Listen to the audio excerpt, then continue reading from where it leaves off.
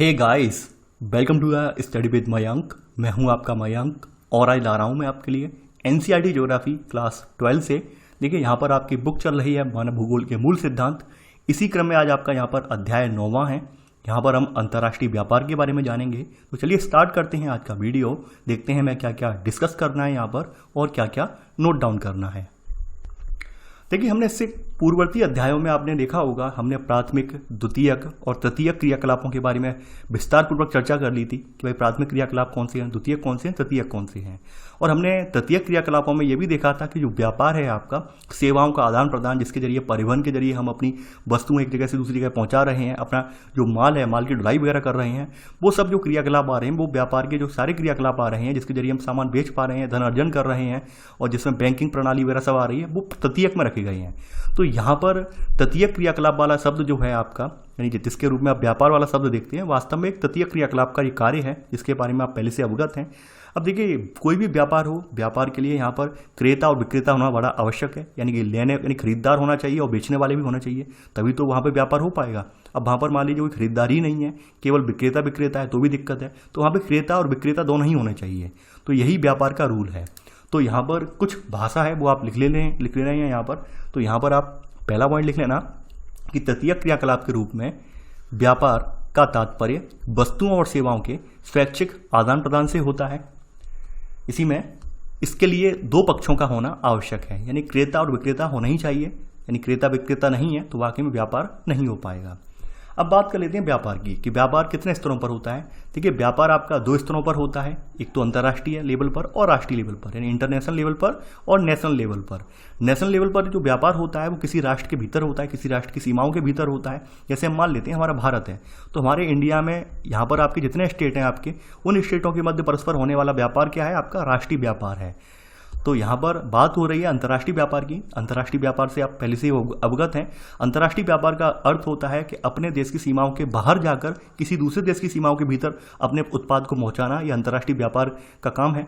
तो यहाँ पर वही लिखा गया है इसके बारे में। तो आप यहाँ पर लिख लेना इसमें सब पॉइंट कि अंतर्राष्ट्रीय व्यापार विभिन्न राष्ट्रों के बीच राष्ट्रीय सीमाओं के आर पार वस्तुओं और सेवाओं के आदान प्रदान को कहते हैं। अब देखिए ये होता क्यों है, वास्तव में अंतर्राष्ट्रीय व्यापार की जरूरत पड़ती क्यों है। जरूरत इसलिए पड़ती है कि भाई सभी देश सभी प्रकार के सामान उत्पादित नहीं करते हैं। हो सकता है किसी देश के पास खनिज संसाधन तो पर्याप्त हो, खनिज संसाधन बहुत ज़्यादा हो, लेकिन उन्हें निकालने की, उनका निष्कर्षण करने की टेक्नोलॉजी उसके पास ना हो, उसका निष्कर्षण नहीं कर पा रहा हो, इसलिए क्या करना पड़ रहा हो, उसे बाहर के मार्केट में जाना पड़ रहा हो, वहाँ से मशीनरी खरीद के लानी पड़ रही हो। तो ये क्या है, इसके लिए क्या हुआ, अंतर्राष्ट्रीय व्यापार बढ़ेगा उससे। यानी वो खनिजों को निकालने के लिए मशीनरी खरीद कर लाएगा विदेशों से, उससे क्या होगा कि विदेशों से व्यापार उसका बढ़ रहा होगा। तो यानी यहाँ पर वही सब चीज़ें हैं। यानी हो सकता है किसी के पास खनिज संसाधन है, टेक्नोलॉजी नहीं है, किसी देश के पास टेक्नोलॉजी या खनिज संसाधन नहीं है। जैसे जापान एग्जाम्पल है, जापान के पास टेक्नोलॉजी तो उत्तम कोटि की है लेकिन खनिज संसाधन नहीं है। तो ऐसे में हम लोग जो चीज़ हमारे यहाँ उपलब्ध नहीं होती है या फिर बाहर हमें सस्ती मिल रही होती है किसी देश में, तो हम उसे वहाँ से हम खरीद लेते हैं। तो ऐसे करके ये व्यापार चलता है अंतर्राष्ट्रीय वाला। तो यहाँ पर वही लिखा गया है इसमें आगे लिख लेना कि जिन्हें या तो वे देश स्वयं उत्पादित नहीं कर सकते या जिन्हें वे अन्य स्थान से कम दामों में खरीद सकते हैं। यानी जो वस्तुएं या सेवाएं हैं, ये ऐसी सेवाएं या वस्तुएं जो होती हैं जिन्हें या तो देश खुद से बना नहीं सकते हैं या फिर वो अन्य जगह से सस्ती मिलती हैं। देखिए कभी कभी क्या होता है कि हमें लगता है कि भाई हमारे यहाँ कोई चीज़ मौजूद है, जैसे अमेरिका है। आपके अमेरिका के बारे में मैंने पहले बताया था, अमेरिका के बारे में कि अमेरिका जो है खनन कार्य नहीं करवाता है। अमेरिका जो है खनन कार्य बहुत कम करवाता है। क्यों? क्योंकि वहाँ पर उसे खनन कार्य जो अमेरिका में होगा उसके लिए उसे बहुत महंगी लेबर वहाँ पर लगेगी। यानी वहाँ के लोग इतने ज़्यादा डेवलप्ड हैं। आपने ये भी देखा था कि 75% से ज़्यादा अमेरिकी जो हैं आपके वो तृतीयक क्षेत्रक यानी सेवा क्षेत्रक में लगे हुए हैं। अब आप सोच लीजिए सेवा क्षेत्रक में जो एसी एयर कंडीशन में बैठने वाला जॉब करने वाला व्यक्ति है, क्या वो मेहनत वाला कार्य करेगा, शारीरिक मेहनत वाला कार्य करेगा? नहीं करेगा। यानी कि वो माइनिंग में जाएगा, कोयले की माइन के अंदर जाएगा, वहाँ हीरा ढूंढेगा? नहीं करेगा। आप खुद सोचिए, यानी गंदगी में नहीं जाएगा वो। तो ऐसे में अमेरिका जैसे देश क्या करते हैं, अपने यहाँ खनन वगैरह नहीं करवाते हैं। और अन्य देश हैं जैसे भारत जैसे विकासशील देश हैं, अफ्रीका जैसे विकासशील देश है, तो वहाँ से क्या करते हैं, वहाँ से कम दामों पर अयस्क खरीद कर उसका निष्कर्षण करते हैं और विभिन्न उत्पादों को तैयार करते हैं। तो आपके सामने अमेरिका एग्जाम्पल है, तो यहाँ पर मैंने वो डिस्क्राइब कर दिया है। आगे बढ़ते हैं। अब देखिए यहाँ पर अगली बात बताई गई है कि भाई आपका जो आदिम समाज था, यानी आज से पहले का समाज, जो प्रिमिटिव लाइफ थी लोगों की, वो पूरी तरह से उनका व्यापार जो होता था वो विनिमय व्यवस्था पर आधारित था। यानी एक्सचेंज वाला, यानी कि किसी वस्तु के बदले में व्यापार। मान लीजिए किसी के आपके पास दूध है, आपको दूध के बदले में चाहिए चावल, आप दूध 1 लीटर ले गए, 1 लीटर दूध को आपने उस व्यक्ति को दे दिया जिसे दूध की आवश्यकता थी और उसके पास चावल थे तो चावल आप लेकर आ गए। तो ये क्या था, ये वस्तु विनिमय हुआ। तो हमारे यहाँ जो पहले अर्थव्यवस्थाएं थी, पहले के जो समाज थे, उन समाजों में वस्तु विनिमय प्रणाली जो थी और जिसमें हम वस्तुओं का प्रत्यक्ष आदान प्रदान करते थे। अब इसमें समस्या ये होती थी, समस्या यही है कि मान लीजिए आपके पास जो उत्पाद है और वही उत्पाद अगर सामने वाले को चाहिए होगा और सामने वाले के पास वही उत्पाद होगा जो आपको चाहिए होगा, तभी आदान प्रदान होगा। अब मान लेते हैं एक एग्जाम्पल, देखिए ये पूरा चैप्टर जो है अर्थशास्त्र से संबंधित है। अर्थशास्त्र आपको ऐसा लगेगा कि हम यहाँ पर ज्योग्राफी नहीं पढ़ रहे हैं बल्कि अर्थशास्त्र पढ़ रहे हैं, पूरा चैप्टर वही है। तो यहाँ पर हम मान लेते हैं किसी व्यक्ति के पास मान लेते हैं 1 किलोग्राम यहाँ पर दूध है, ठीक है। अब उसे इसके बदले में यानी 1 किलोग्राम मिल्क वाले को यहाँ पर इसे इसके बदले में कपड़े चाहिए, क्लॉथ चाहिए। अब देखिए यहाँ पे पूरा मार्केट इसने घूम लिया। अब यहाँ पर एक खरीदार है भी है, तो खरीदार को क्या चाहिए, दूध नहीं चाहिए, या खरीदार को चाहिए केवल कपड़े चाहिए, उसके पास जो है वहाँ पर दूध है। तो ऐसे में क्या आदान प्रदान हो पाएगा, नहीं हो पाएगा, यानी क्योंकि दोनों की जो नीड है, आवश्यकता है अलग अलग है। तो ऐसे में क्या वस्तुएं आदान प्रदान हो पाएगा, नहीं हो पाएगा, इसमें एक लंबा समय लगेगा। तो इससे बेटर क्या था कि धीरे धीरे करके मानव ने एक आभासी मुद्रा का विकास किया, जिसे रुपया पैसा आप देख रहे हैं कागज के फॉर्म में, सिक्के के फॉर्म में, एक आभासी मुद्रा विकसित की, जिससे जो हमारा हस्तांतरण करने वाली प्रणाली थी उसमें सुधार आया और हम यहाँ पर वस्तुओं का आदान प्रदान करने की जगह मुद्रा का आदान प्रदान करने लगे और हमारा जो व्यापार था वो द्रुत गति से यानी तीव्र गति से आगे बढ़ने लगा। तो ये तो आप जानते हैं, इसके बारे में अर्थशास्त्र में भी मैंने बताया था। तो यहाँ पर वही सब लिखा हुआ है। आगे बढ़ते हैं। अब देखिए यहाँ पर आपने 3rd पॉइंट जो लिखा है, 3rd में ही एक सब पॉइंट आएगा। यहाँ पे बताया गया है एक मेला लगता है असम के गुवाहाटी में। गुवाहाटी से 35 किलोमीटर दूर एक जगह है जागी रोड। तो यहाँ पर जॉन बील मेला लगता है और ये भारत का एकमात्र ऐसा मेला है जहाँ पर आज भी वस्तु विनिमय प्रणाली जो है प्रचलन में रहती है और काफ़ी बड़े पैमाने पर वस्तु विनिमय यहाँ पर होता है, इसलिए यहाँ पर ये लिखना जरूरी है। तो यहाँ पर आप लिख लेना यहाँ से लेकर यहाँ सब पॉइंट कि हर जनवरी में फसल की कटाई की ऋतु के बाद गुवाहाटी में 35 किलोमीटर दूर जागी रोड में जॉन बील मेला लगता है और यह संभवतः भारत का, यहाँ पर लिख लेना, एकमात्र मेला है जहाँ पर विनिमय व्यवस्था आज भी जीवित है। ये आपने लिख लिया होगा। अब देखिए आपको पता होगा कि पुराने समय में कैसे होता था व्यापार, वो बताया गया है। आज से लगभग 300-400 साल पहले व्यापार कैसे होता था या और पुराने समय में व्यापार कैसे होता था। तो हमने वहाँ पर भी वस्तु विनिमय की जगह जो लंबे व्यापार होते थे उनके लिए कुछ जो है विशिष्ट चीज़ें जो उस समय बहुत अद्भुत थी या फिर बहुत दुर्लभ चीज़ें थी, उनको हम मुद्रा के रूप में इस्तेमाल करते थे, उनके बदले में व्यापार करते थे। तो यहाँ पे बताया गया है जैसे पुराने समय में कैसे होता था। तो बताया गया है कि पुराने समय में कागजी व धात्विक मुद्रा के आगमन से पहले उच्च नैजमान यानी कि बहुत ही ज़्यादा अच्छी खासी किस्म की मूल्य वाली जो दुर्लभ वस्तुएं हैं, इनका प्रयोग हम मुद्रा के रूप में करते थे। अब इसमें जैसे है एक चकमक पत्थर है, एक पत्थर का ही प्रकार है।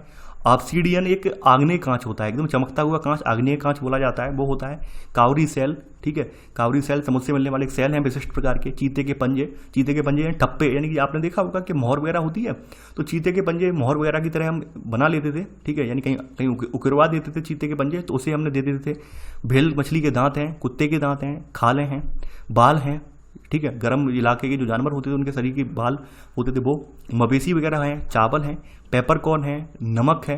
देखिए नमक उस समय बहुत ही ज़्यादा अद्भुत था क्योंकि नमक बनाने की कला उस समय ज्ञात नहीं थी, तो नमक भी एक विशिष्ट धातु समझी जाती थी, विशिष्ट खनिज समझा जाता था। आज जैसे हम सोना चांदी समझते हैं उसी तरह नमक भी समझा जाता था। इसके अलावा छोटे कुछ विशिष्ट यंत्र होते थे, तांबा चांदी स्वर्ण, इस रूप में हम व्यापार करते थे जब हमारे पास मुद्रा नहीं थी। तो ऐसे करके हमारा व्यापार होता था। तो यहाँ पर आपने चौथा पॉइंट और चौथी का सब पॉइंट नोट कर लिया होगा।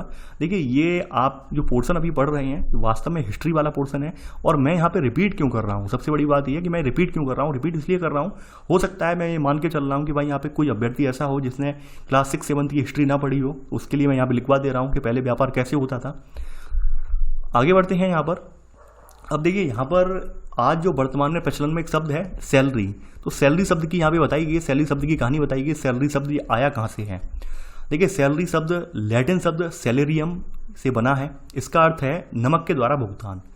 यानी कि पहले के समय में क्या था कि लोगों के पास जो समुद्र का जल है, इससे नमक बनाने की जो तकनीक थी वो थी नहीं, वो उस समय विकसित नहीं हो पाई थी तकनीक।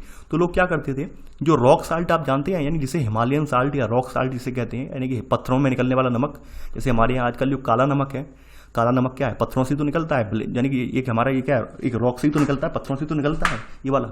तो ऐसे ही यहाँ पर उस समय क्या था, जो खनिज नमक था, खनिज नमक का प्रयोग में होता था। खनिज नमक जो है यहाँ पे प्रयोग में लाया जाता था, तो उसी खनिज नमक की तकनीक ज्ञात थी। समुद्र से नमक बनाना लोग नहीं जानते थे, तो इसलिए यहाँ पर नमक जो था वो बहुत ज़्यादा विशिष्ट था और नमक बहुत महंगा था। तो यहाँ पर बहुत जगह नमक के द्वारा भुगतान किया जाता था, इसलिए उसे वहाँ पर सैलरियम कहा जाता था। और वर्तमान समय में सैलरी शब्द का उपयोग आप जानते होंगे कि अपने खुद के लिए भुगतान जो होता है उसे हम सैलरी कहते हैं। तो ऐसे करके सैलरी शब्द यहाँ से निकला हुआ है, तो आपने लिख लिया होगा। आगे बढ़ते हैं, अगली हेडिंग आपकी जो है ये है अंतर्राष्ट्रीय व्यापार का इतिहास।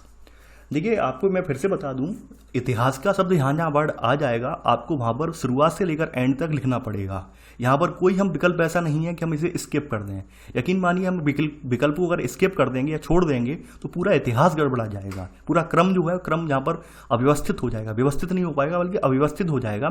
तो इतिहास का कहीं की वर्ड जब जिक्र आएगा तो हमें पूरा लिखना पड़ेगा कि भाई कैसे होता था व्यापार, क्या होता था, क्या चीज़ें थी, क्यों जो है ये व्यापार बढ़ा आगे चल के। तो हम ये अंतर्राष्ट्रीय व्यापार का इतिहास देखेंगे। देखिए अगर शुरुआत में बात करें प्राचीन समय में, तो प्राचीन समय में आप लोग जानते हैं प्राचीन समय में सबसे बड़ी दिक्कत क्या थी, हमारे पास परिवहन के साधन नहीं थे। परिवहन के साधन नहीं थे और परिवहन के साधन थे भी तो वो इतने ज़्यादा विकसित नहीं थे कि भाई बहुत लंबी दूरियां तय कर सकें।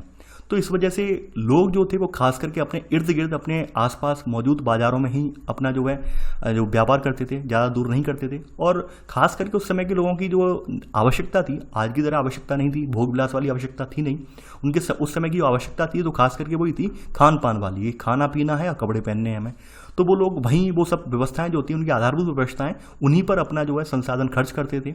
इसके बाद फिर क्या हुआ कि जैसे जैसे समय व्यतीत हुआ, समय आगे बढ़ा, उसमें से कुछ लोग जो थे विशिष्ट जनों के रूप में उभरे। यानी कि जैसे मान लेते हैं सरदार है, कबीले का सरदार है या छोटा मोटा राजा है, तो उन्हें लगा कि भाई हम कुछ तो विशिष्ट दिखें, अपने आप को कुछ अपने आप को थोड़ा अलग दिखाएं दूसरों से, तो हमें थोड़ा अच्छी खासे किस्म की चीज़ें इस्तेमाल करनी चाहिए, ये करना चाहिए, वो करना चाहिए।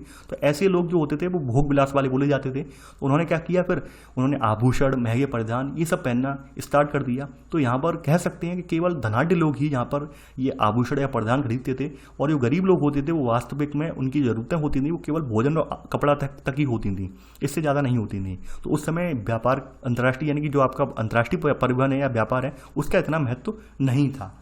तो यहाँ पर आप पहला पॉइंट यहाँ पर लिखेंगे यहाँ पर कि प्राचीन समय में लंबी दूरियों का परिवहन जोखिमपूर्ण था, इसलिए व्यापार स्थानीय बाजारों तक ही सीमित था। इसी में सब पॉइंट, लोग अधिकांश भाग मूलभूत आवश्यकताओं, भोजन और वस्त्र पर खर्च करते थे। इसी में ही केवल धनी लोग ही आभूषण और महंगे परिधान पहनते थे या खरीदते थे।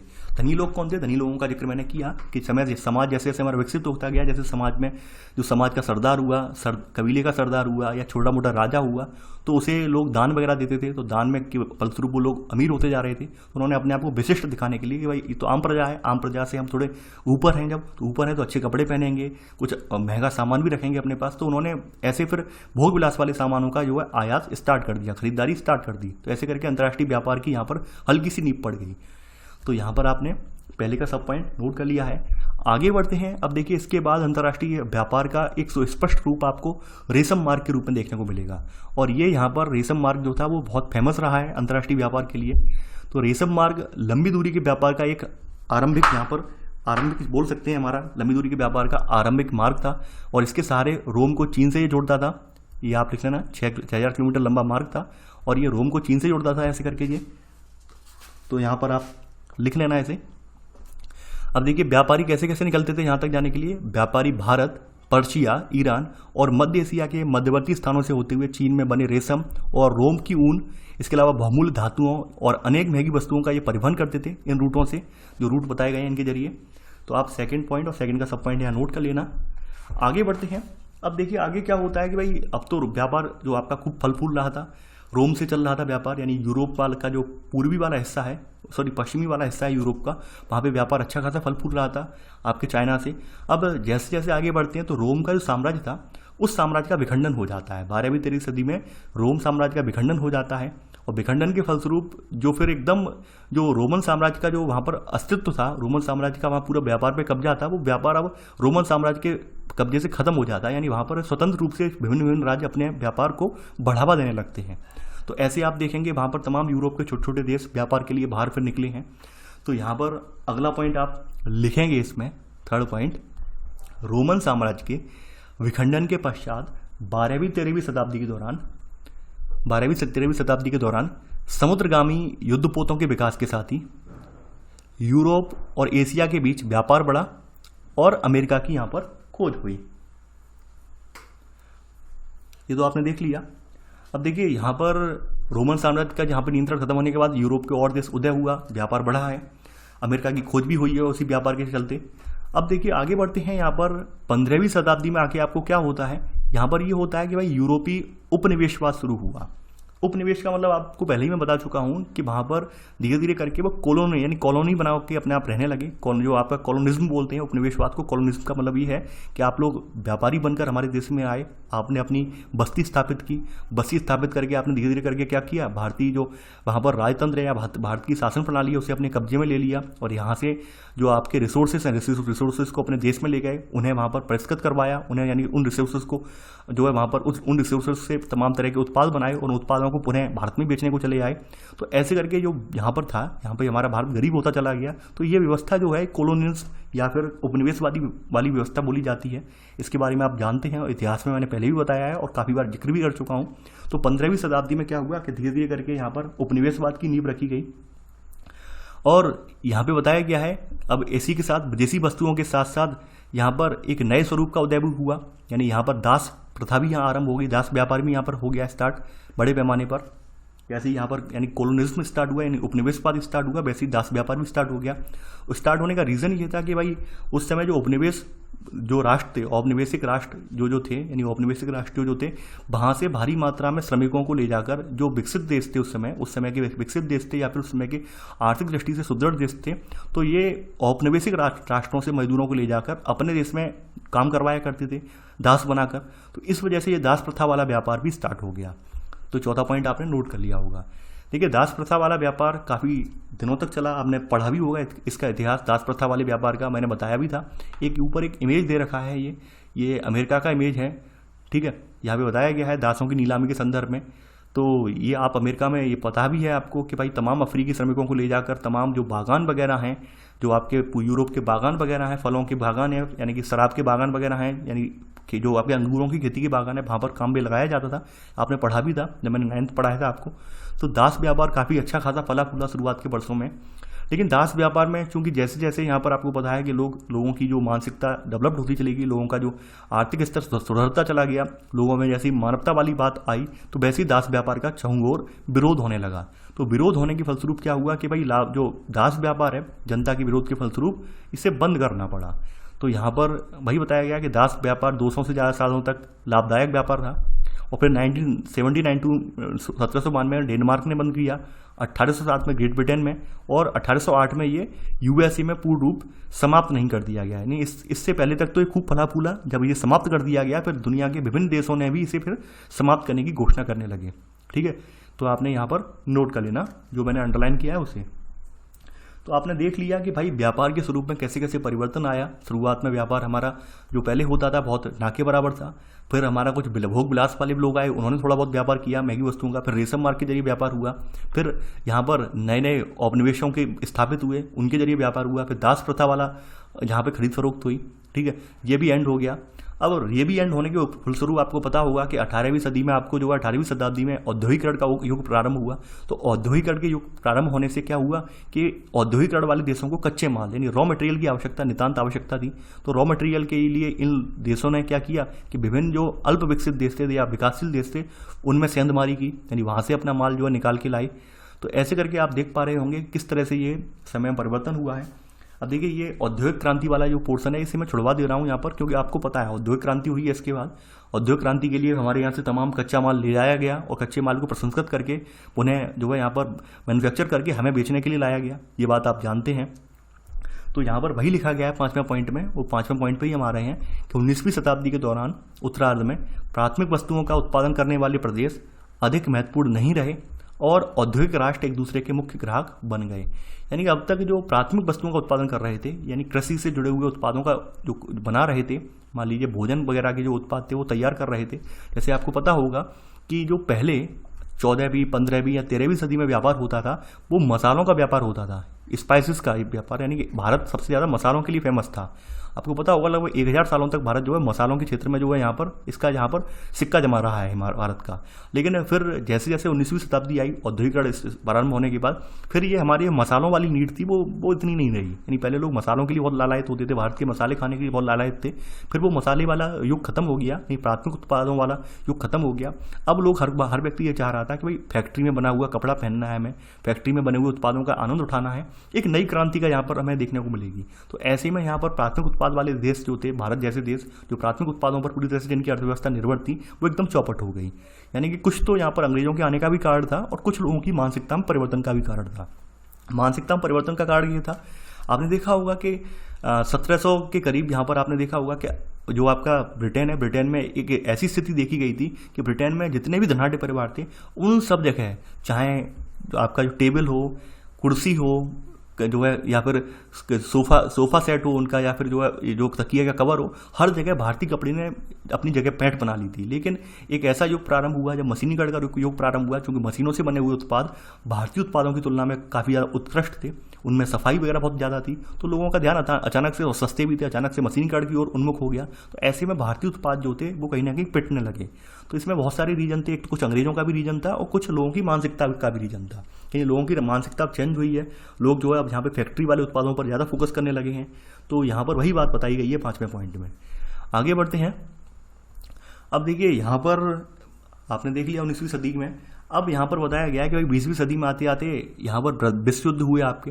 प्रथम विश्व युद्ध हुआ, द्वितीय विश्व युद्ध हुआ, और इन विश्व युद्धों के बाद भी व्यापार की दशा और दिशा दोनों बदल गई। कैसे बदल गई? वो ऐसे बदल गई कि आपको पता होगा कि पूरा यूरोप जो है वो युद्ध की आग में झुका रहा है। पूरा यूरोप जो है युद्ध में अटका रहा है, और यूरोप में ऐसे करके अपूरी छत हुई है। यानी यूरोप में जो संसाधन वगैरह है, संसाधनों का उस समय बहुत ज़्यादा नुकसान भी हुआ है इस युद्ध के चलते। तो यूरोप के तमाम देशों की अर्थव्यवस्थाएं जो थी वो दूसरे की ओर निर्भर हो गई। यानी उनका जो सारा पैसा था भोजन वगैरह खरीदने में या फिर और जगह से सामान मंगाने में खर्च हो रहा था। ऐसे में तमाम जैसे देश थे जो युद्ध से बचे हुए थे, वो बहुत ज़्यादा टैक्स वगैरह या बहुत ज़्यादा औने पौने दामों पर, यानी बहुत ज़्यादा महंगे दामों पर अपनी वस्तुएं भेज रहे थे। तो ऐसे में ये महसूस किया गया कि कुछ ऐसा स्थापित किया जाए जिससे ये कीमतें नियंत्रित हो जाएं। तो ऐसे में यहाँ पर एक संस्था स्थापित की गई, यानी जिसके जरिए जो आपके शुल्क वगैरह हैं, तो उन शुल्कों को घटाने में संस्था में बड़ा योगदान दिया। ठीक है, तो यहाँ पर आप लिखेंगे 6वां पॉइंट, विश्व युद्ध के बाद के समय के दौरान व्यापार व शुल्क हेतु सामान्य समझौता, यानी कि general agreement on trade and tariff जैसे संस्थाओं ने, जो बाद में WTO बना, शुल्क को घटाने में सहायता की। शुल्क घटाने की सहायता इसलिए करनी पड़ी क्योंकि बात यह था कि मोस्टली देशों ने क्या किया था, इस बात का तमाम देशों ने अवसर उठाया था कि भाई अब यूरोप में युद्ध हो रहा है, यूरोप में रिसोर्सेज का नुकसान हुआ है, यूरोप वाले पूरा डिपेंड है हमारे ऊपर। लेकिन यूरोप वालों ने क्या किया, पूरा अपने एक बनाया कम्युनिटी स्थापित करवाई। उन्होंने कहा कि नहीं, हम जो व्यापार करेंगे, व्यापार इस हिसाब से नींव डालेंगे कि हमें जो औने पौने दाम पर सामान खरीदना पड़ रहा है वो इतना महंगा ना खरीदना पड़े। इसके अलावा तमाम जो टैक्स वगैरह थे, टैक्स वगैरह बचाने के लिए ये समझौता लाया गया ताकि जो व्यापार है वो एक समान रूप से हो, किसी के साथ भेदभाव ना हो। तो ऐसे करके यहाँ पर जो संस्था है गेट ये बनी है। तो 6वां पॉइंट आपने लिख लिया होगा। आगे बढ़ते हैं। अब देखिए यहाँ पर अगली हेडिंग आपकी है कि अंतर्राष्ट्रीय व्यापार अस्तित्व में क्यों है। यानी क्या बात है कि अंतर्राष्ट्रीय व्यापार जो है ये अस्तित्व में आज भी बना हुआ है। ऐसा क्या बात है? कुछ ऐसी बात है कि जिसकी वजह से अंतर्राष्ट्रीय व्यापार इतना ज़्यादा महत्वपूर्ण है। क्या बात है वो हम देखेंगे। सबसे बड़ी बात यह है कि अंतर्राष्ट्रीय व्यापार, यहाँ पे एक लाइन लिखी हुई है, उस शब्द पर फोकस करना कि अंतर्राष्ट्रीय व्यापार उत्पादन में विशिष्टीकरण, यानी स्पेशलाइजेशन जिसे हम बोलते हैं, इसका परिणाम है। यानी कि अंतर्राष्ट्रीय व्यापार उत्पादन में विशिष्टीकरण का परिणाम है। कहने का मतलब यहाँ पर क्या है? देखिए, आप सभी को मालूम है कि जैसे जैसे प्रौद्योगिकी विकसित हुई है वैसे वैसे उत्पादन में सुधार आया है, तकनीक में सुधार आया है, इसके अलावा गुणवत्ता में भी सुधार आया है, और लोग जो देश हैं, देशों ने अपनी एक अलग एक इमेज क्रिएट की है। आपको पता होगा, जैसे मैं एक एग्जांपल ले रहा हूँ आपके लिए, कि अगर हम भारत के संदर्भ में बात करें, तो भारत जो है कृषि उत्पादों के मामले में थोड़ा जो अग्रणी रहा है काफ़ी समय तक। वहीं अगर यूरोप के देशों की बात करें तो यूरोप के देश जो है वो औद्योगिक सामान जो है उसके लिए अग्रणी रहे हैं, रिसर्च वगैरह के अग्रणी रहे हैं। तो यूरोप के देशों की बात हो गई यहाँ पे, यानी उनका एक विशिष्ट दायरा है। वहीं जापान की बात करें, जापान के पास खनिज संसाधन तो है नहीं। जापान ने क्या किया है, अपने यहाँ के लोगों को उच्चतम रूप से दक्ष किया है, पढ़ाई लिखाई में दक्ष किया है, शैक्षिक रूप से उन्हें मजबूत बनाया है, शैक्षिक रूप से उन्हें और ज़्यादा जो है डेवलप्ड किया है। तो ऐसे करके जापान के लोग क्या है, तकनीकी में दक्ष हो गए हैं। तो हम हर जगह का एक अपना अपना एक विशिष्ट रूप है। यदि अगर भारत की बात आए तो भारत में आप किसी पर्टिकुलर चीज़ को देखेंगे, अमेरिका की बात आ जाए तो अमेरिका में किसी पर्टिकुलर चीज़ के ऊपर आप फोकस करेंगे, जापान की बात आ जाए तो जापान में किसी पर्टिकुलर चीज़ पर आप फोकस करेंगे। यानी हर जगह ने, हर स्थान ने अपना अपना एक विशिष्ट जो है यहाँ पर विशिष्टीकरण कर लिया है कि भाई हम किसके लिए फेमस हैं, फलाना जगह किस लिए फेमस है। ठीक है, तो इस वजह से जो उत्पाद है, अंतर्राष्ट्रीय व्यापार है, वो एकदम बढ़ गया है। सबसे बड़ी बात यह विशिष्टीकरण का होना है। नहीं, विशिष्टीकरण हुआ है, इसी वजह से जो आपका व्यापार है वो उस व्यापार को बढ़ाने में सहायता मिली है, उस व्यापार को बढ़ाने में सहायता मिली है। जैसे एग्जांपल ले लेता हूं मैं आपके लिए।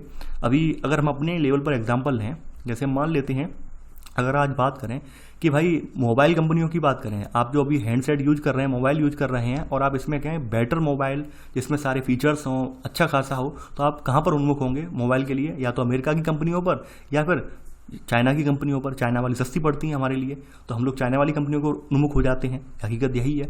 तो ये क्या है, यानी जो मोबाइल गैजेट खरीदने के लिए आप उन्मुख हो रहे हैं, ये क्या है? ये उन्होंने अपने उत्पादन में विशिष्टीकरण लेके आए हैं, स्पेशलाइजेशन लेके आए हैं। यानी चाइना वालों ने इतने फीचर दिए हैं, इस वजह से आप जो है महंगे मोबाइल ना लेकर चाइना के सस्ते मोबाइल खरीदने में राजी हो जाते हैं।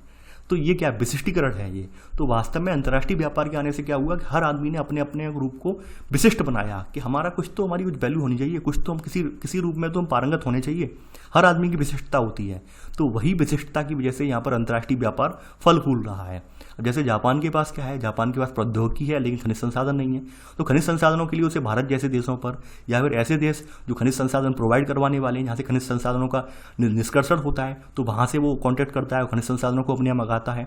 भारत जैसे देशों में प्रौद्योगिकी का अभाव है या प्रौद्योगिकी इतनी ज़्यादा सशक्त नहीं है, तो हम क्या करते हैं, प्रौद्योगिकी के लिए, नवीन प्रौद्योगिकी के लिए जापान के साथ समझौता करते हैं, जापान के साथ व्यापार करते हैं और हमें वो प्रौद्योगिकी मिल जाती है, जिसके जरिए हमारे यहाँ तो कोई नई टेक्नोलॉजी के जरिए पुल वगैरह है या फिर कोई डैम वगैरह है विकसित करना हो, तो वो सब चीज़ें क्या है, ये विशिष्टीकरण का परिणाम है।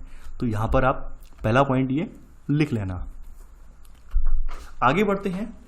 इससे क्या होता है, इससे यही होता है कि भाई ये विशिष्टीकरण है, ये विश्व की अर्थव्यवस्थाओं को लाभान्वित करता है, और यदि विभिन्न राष्ट्रों के उत्पादन या सेवाओं की उपलब्धता में श्रम विभाजन तथा विशेषीकरण को प्रयोग में लाएं।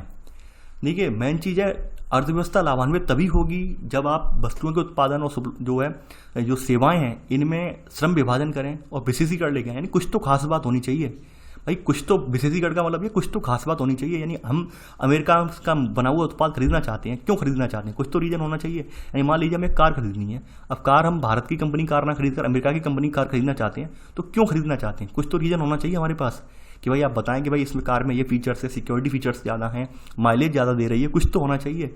तो हमेशा इसी होड़ की वजह से कंपनियां जो होती हैं, देश जो होते हैं, प्रतिस्पर्धा करते हैं और अपने उत्पादों को बेहतर बनाने का हर संभव प्रयास करते हैं।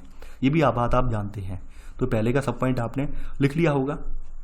आगे बढ़ते हैं।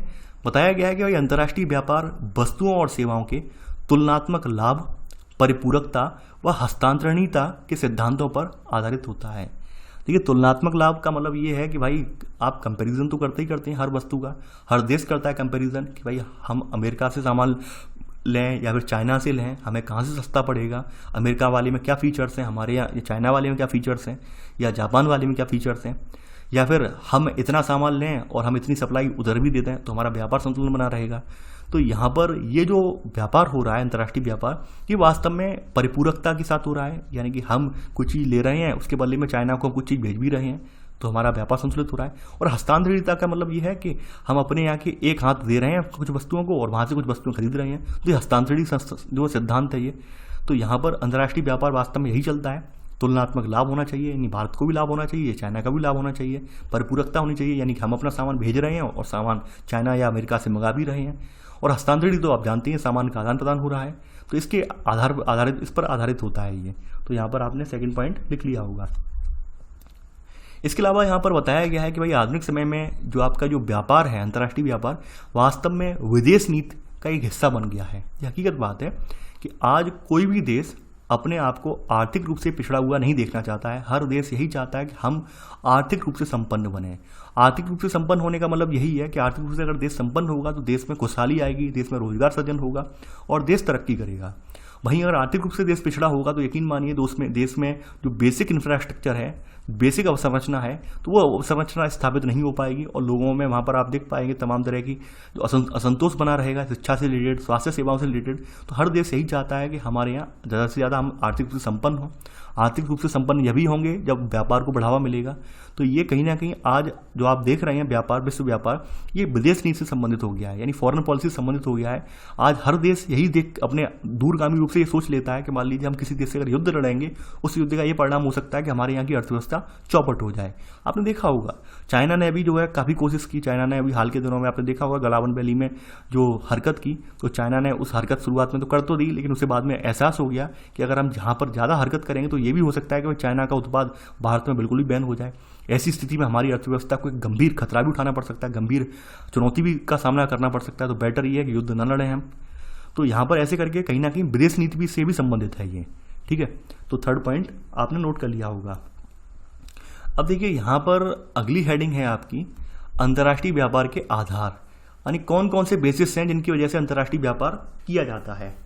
सबसे पहला बेसिस यहाँ पर, सबसे पहली हेडिंग है राष्ट्रीय संसाधनों में भिन्नता है, यानी हर देश में मौजूद जो संसाधन हैं उन संसाधनों में भिन्नता के फलस्वरूप वहाँ पर उत्पादित होने वाली वस्तुओं में भी भिन्नता है।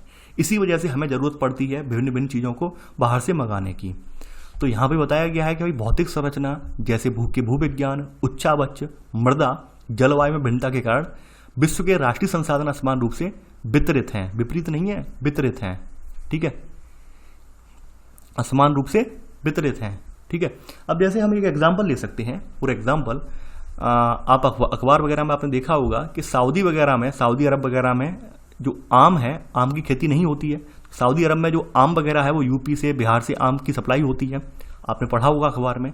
तो क्या है ये हमारे लिए एक मृदा और जलवायु भी कारक है, यानी हमारे यहाँ मिट्टी इतनी अच्छी है, उपजाऊ है कि उसमें आम की खेती अच्छी खासी हो जा रही है, जो यहाँ पर सेब वगैरह की खेती बहुत ज़्यादा हो जा रही है। तो हम ऐसे देशों में सप्लाई कर पा रहे हैं जिन देशों में सेब वगैरह नहीं उगता है। अगर हम भारत की बात कर रहे हैं तो भारत को सोने की चिड़िया यूं ही नहीं कहा जाता है। अगर आप भारत का समग्र मूल्यांकन करें तो आप ये पाएंगे कि भारत एकमात्र एक ऐसा देश है जहाँ पर आपको सब कुछ देखने को मिल जाएगा। चाहे अच्छा खासा जो आपका कृषि का मैदान देख सकते हैं आप, यहाँ पे बहुत भरपूर खेती हो रही है, पहाड़ देख सकते हैं, पठार भी देख सकते हैं, ठीक है, रेगिस्तान भी देख सकते हैं, यहाँ पर बर्फीला, अगर आपको जो बर्फ़ का आनंद लेना है, बर्फ़ का आनंद लेना है तो आप हिमाचल में चले जाइए, कुल्लू मनाली घूम आइए। अगर आपको यानी कि जो आपको आइलैंड का आनंद लेना है, यानी किसी आपको ऐसी जगह द्वीप पर जाना है तो आप अंडमान निकोबार, लक्षद्वीप चले जाइए। यानी आप ये देखेंगे भारत ने अपने आप भौगोलिक रूप से भारत इतना सशक्त है कि भारत में हर चीज़ अवेलेबल है। कोई भी चीज़ हमें ऐसी नहीं चाहिए जो हमें बाहर से लेनी पड़ती हो, खास करके टेक्नोलॉजी, यानी टेक्नोलॉजी वगैरह हमें भले बाहर से लेनी पड़ती हो, लेकिन मोस्टली जो हमारे यहाँ है वो लगभग बहुत सारा पर्याप्त है। यानी अगर हम बात करें, अगर हम खाद्यान्न के रूप में बात करें तो हमारे यहाँ हर तरह के खाद्यान्न उपलब्ध हैं। ऊपर बात करें जो ठंडे इलाकों में होने वाले खाद्यान्न है, सेब वगैरह है, कीवी वगैरह है, आपके जो आपके ड्राई फ्रूट्स वगैरह है वो आपके हिमाचल और जम्मू कश्मीर में होते ही होते हैं। तो यानी कि हम किसी और देश के ऊपर इन सब के लिए जो है डिपेंड नहीं है। वहीं कुछ देश ऐसे हैं जिनके पास वहाँ की जलवायु में भिन्नता है, मिट्टी में भिन्नता है, तो उन्हें क्या है अपने संसाधनों को मंगाने के लिए दूसरे देशों पर निर्भर रहना पड़ता है, जबकि हमारे यहाँ ऐसा नहीं है। तो ये भी डिपेंड करता है अंतर्राष्ट्रीय व्यापार में, यानी अंतर्राष्ट्रीय व्यापार में ये सारी चीज़ें, भौतिक संरचना है, भूविज्ञान, ये सब चीज़ें डिपेंड करती हैं। उच्चावच से अभिप्राय पहाड़ वगैरह है। अब आपने देखा होगा हमारे यहाँ पहाड़ वगैरह है, हिल स्टेशन वगैरह भी हमारे यहाँ है। तमाम जगह पे पहाड़ वगैरह नहीं होते हैं, तो लोग क्या करते हैं ऐसी जगह पर जाते हैं, रमणीय स्थानों पर जाते हैं जहाँ पे पहाड़ वगैरह हों, ठीक है, मनोरम दृश्य वगैरह हों। तो ये सब चीज़ें देखी होंगी आपने। तो राष्ट्रीय संसाधनों में भिन्नता आपने लिख ली होगी। अब देखिए एग्जाम्पल हम एक लिखवा देते हैं यहाँ पर जलवायु वाला, वो जलवायु वाला एग्जाम्पल आप लिख लेंगे तो बेटर रहेगा।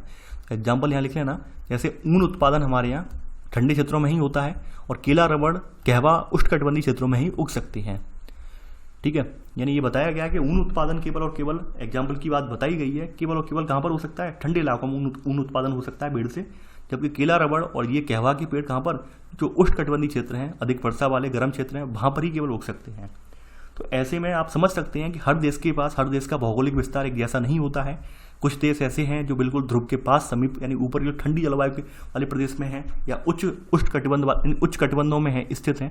उच्च कटिबंधों में वाले स्थित देशों में क्या होता है, अधिकतर जमीन जमी रहती है, ये बात आप जानते हैं। तो ऐसे में उन्हें ऑब्वियस ही बात है हरी सब्जियाँ, ताज़ा फल वगैरह के लिए हमारे जैसे देशों पर निर्भर रहना पड़ता है, ठीक है। और जो जमी हुई भूमि है वहाँ पर खनिज संसाधन पर्याप्त मात्रा में, तो खनिज संसाधन वगैरह इतने ज़्यादा विशिष्ट हैं वहाँ पर, कुछ खनिज संसाधन हम वहाँ से मंगा लेते हैं, जैसे यूरेनियम वगैरह है, ठीक है। नाव यानी कि जो यूरेनियम वगैरह है जिससे हमारे नाभिकीय ईंधन कहते हैं वो भी हम वहाँ से आयात कर लेते हैं। तो ये आपने डिफरेंस देख लिया कि संसाधनों में हर जगह भिन्नता है। दूसरा कारक ये है जनसंख्या कारक, पॉपुलेशन। देखिए किसी भी देश की जनसंख्या का आकार, वितरण और विविधता ये भी व्यापार की मात्रा को प्रभावित करती है कि भाई जनसंख्या का आकार क्या है, वितरण क्या है, और उसमें जो डाइवर्सिटी है, विविधता है, चाहे वो आर्थिक आधार पर विविधता हो या जातीय आधार पर विविधता हो, उसमें अंतर क्या है, ये भी व्यापार के स्वरूप को निर्धारित करता है। जैसे हम एग्जाम्पल ले सकते हैं, अब जैसे हम आज से 100 साल पहले का एग्जाम्पल ले लेते हैं, 100-150 साल पहले का एग्जाम्पल, ज़्यादा पुराना नहीं लेते हैं।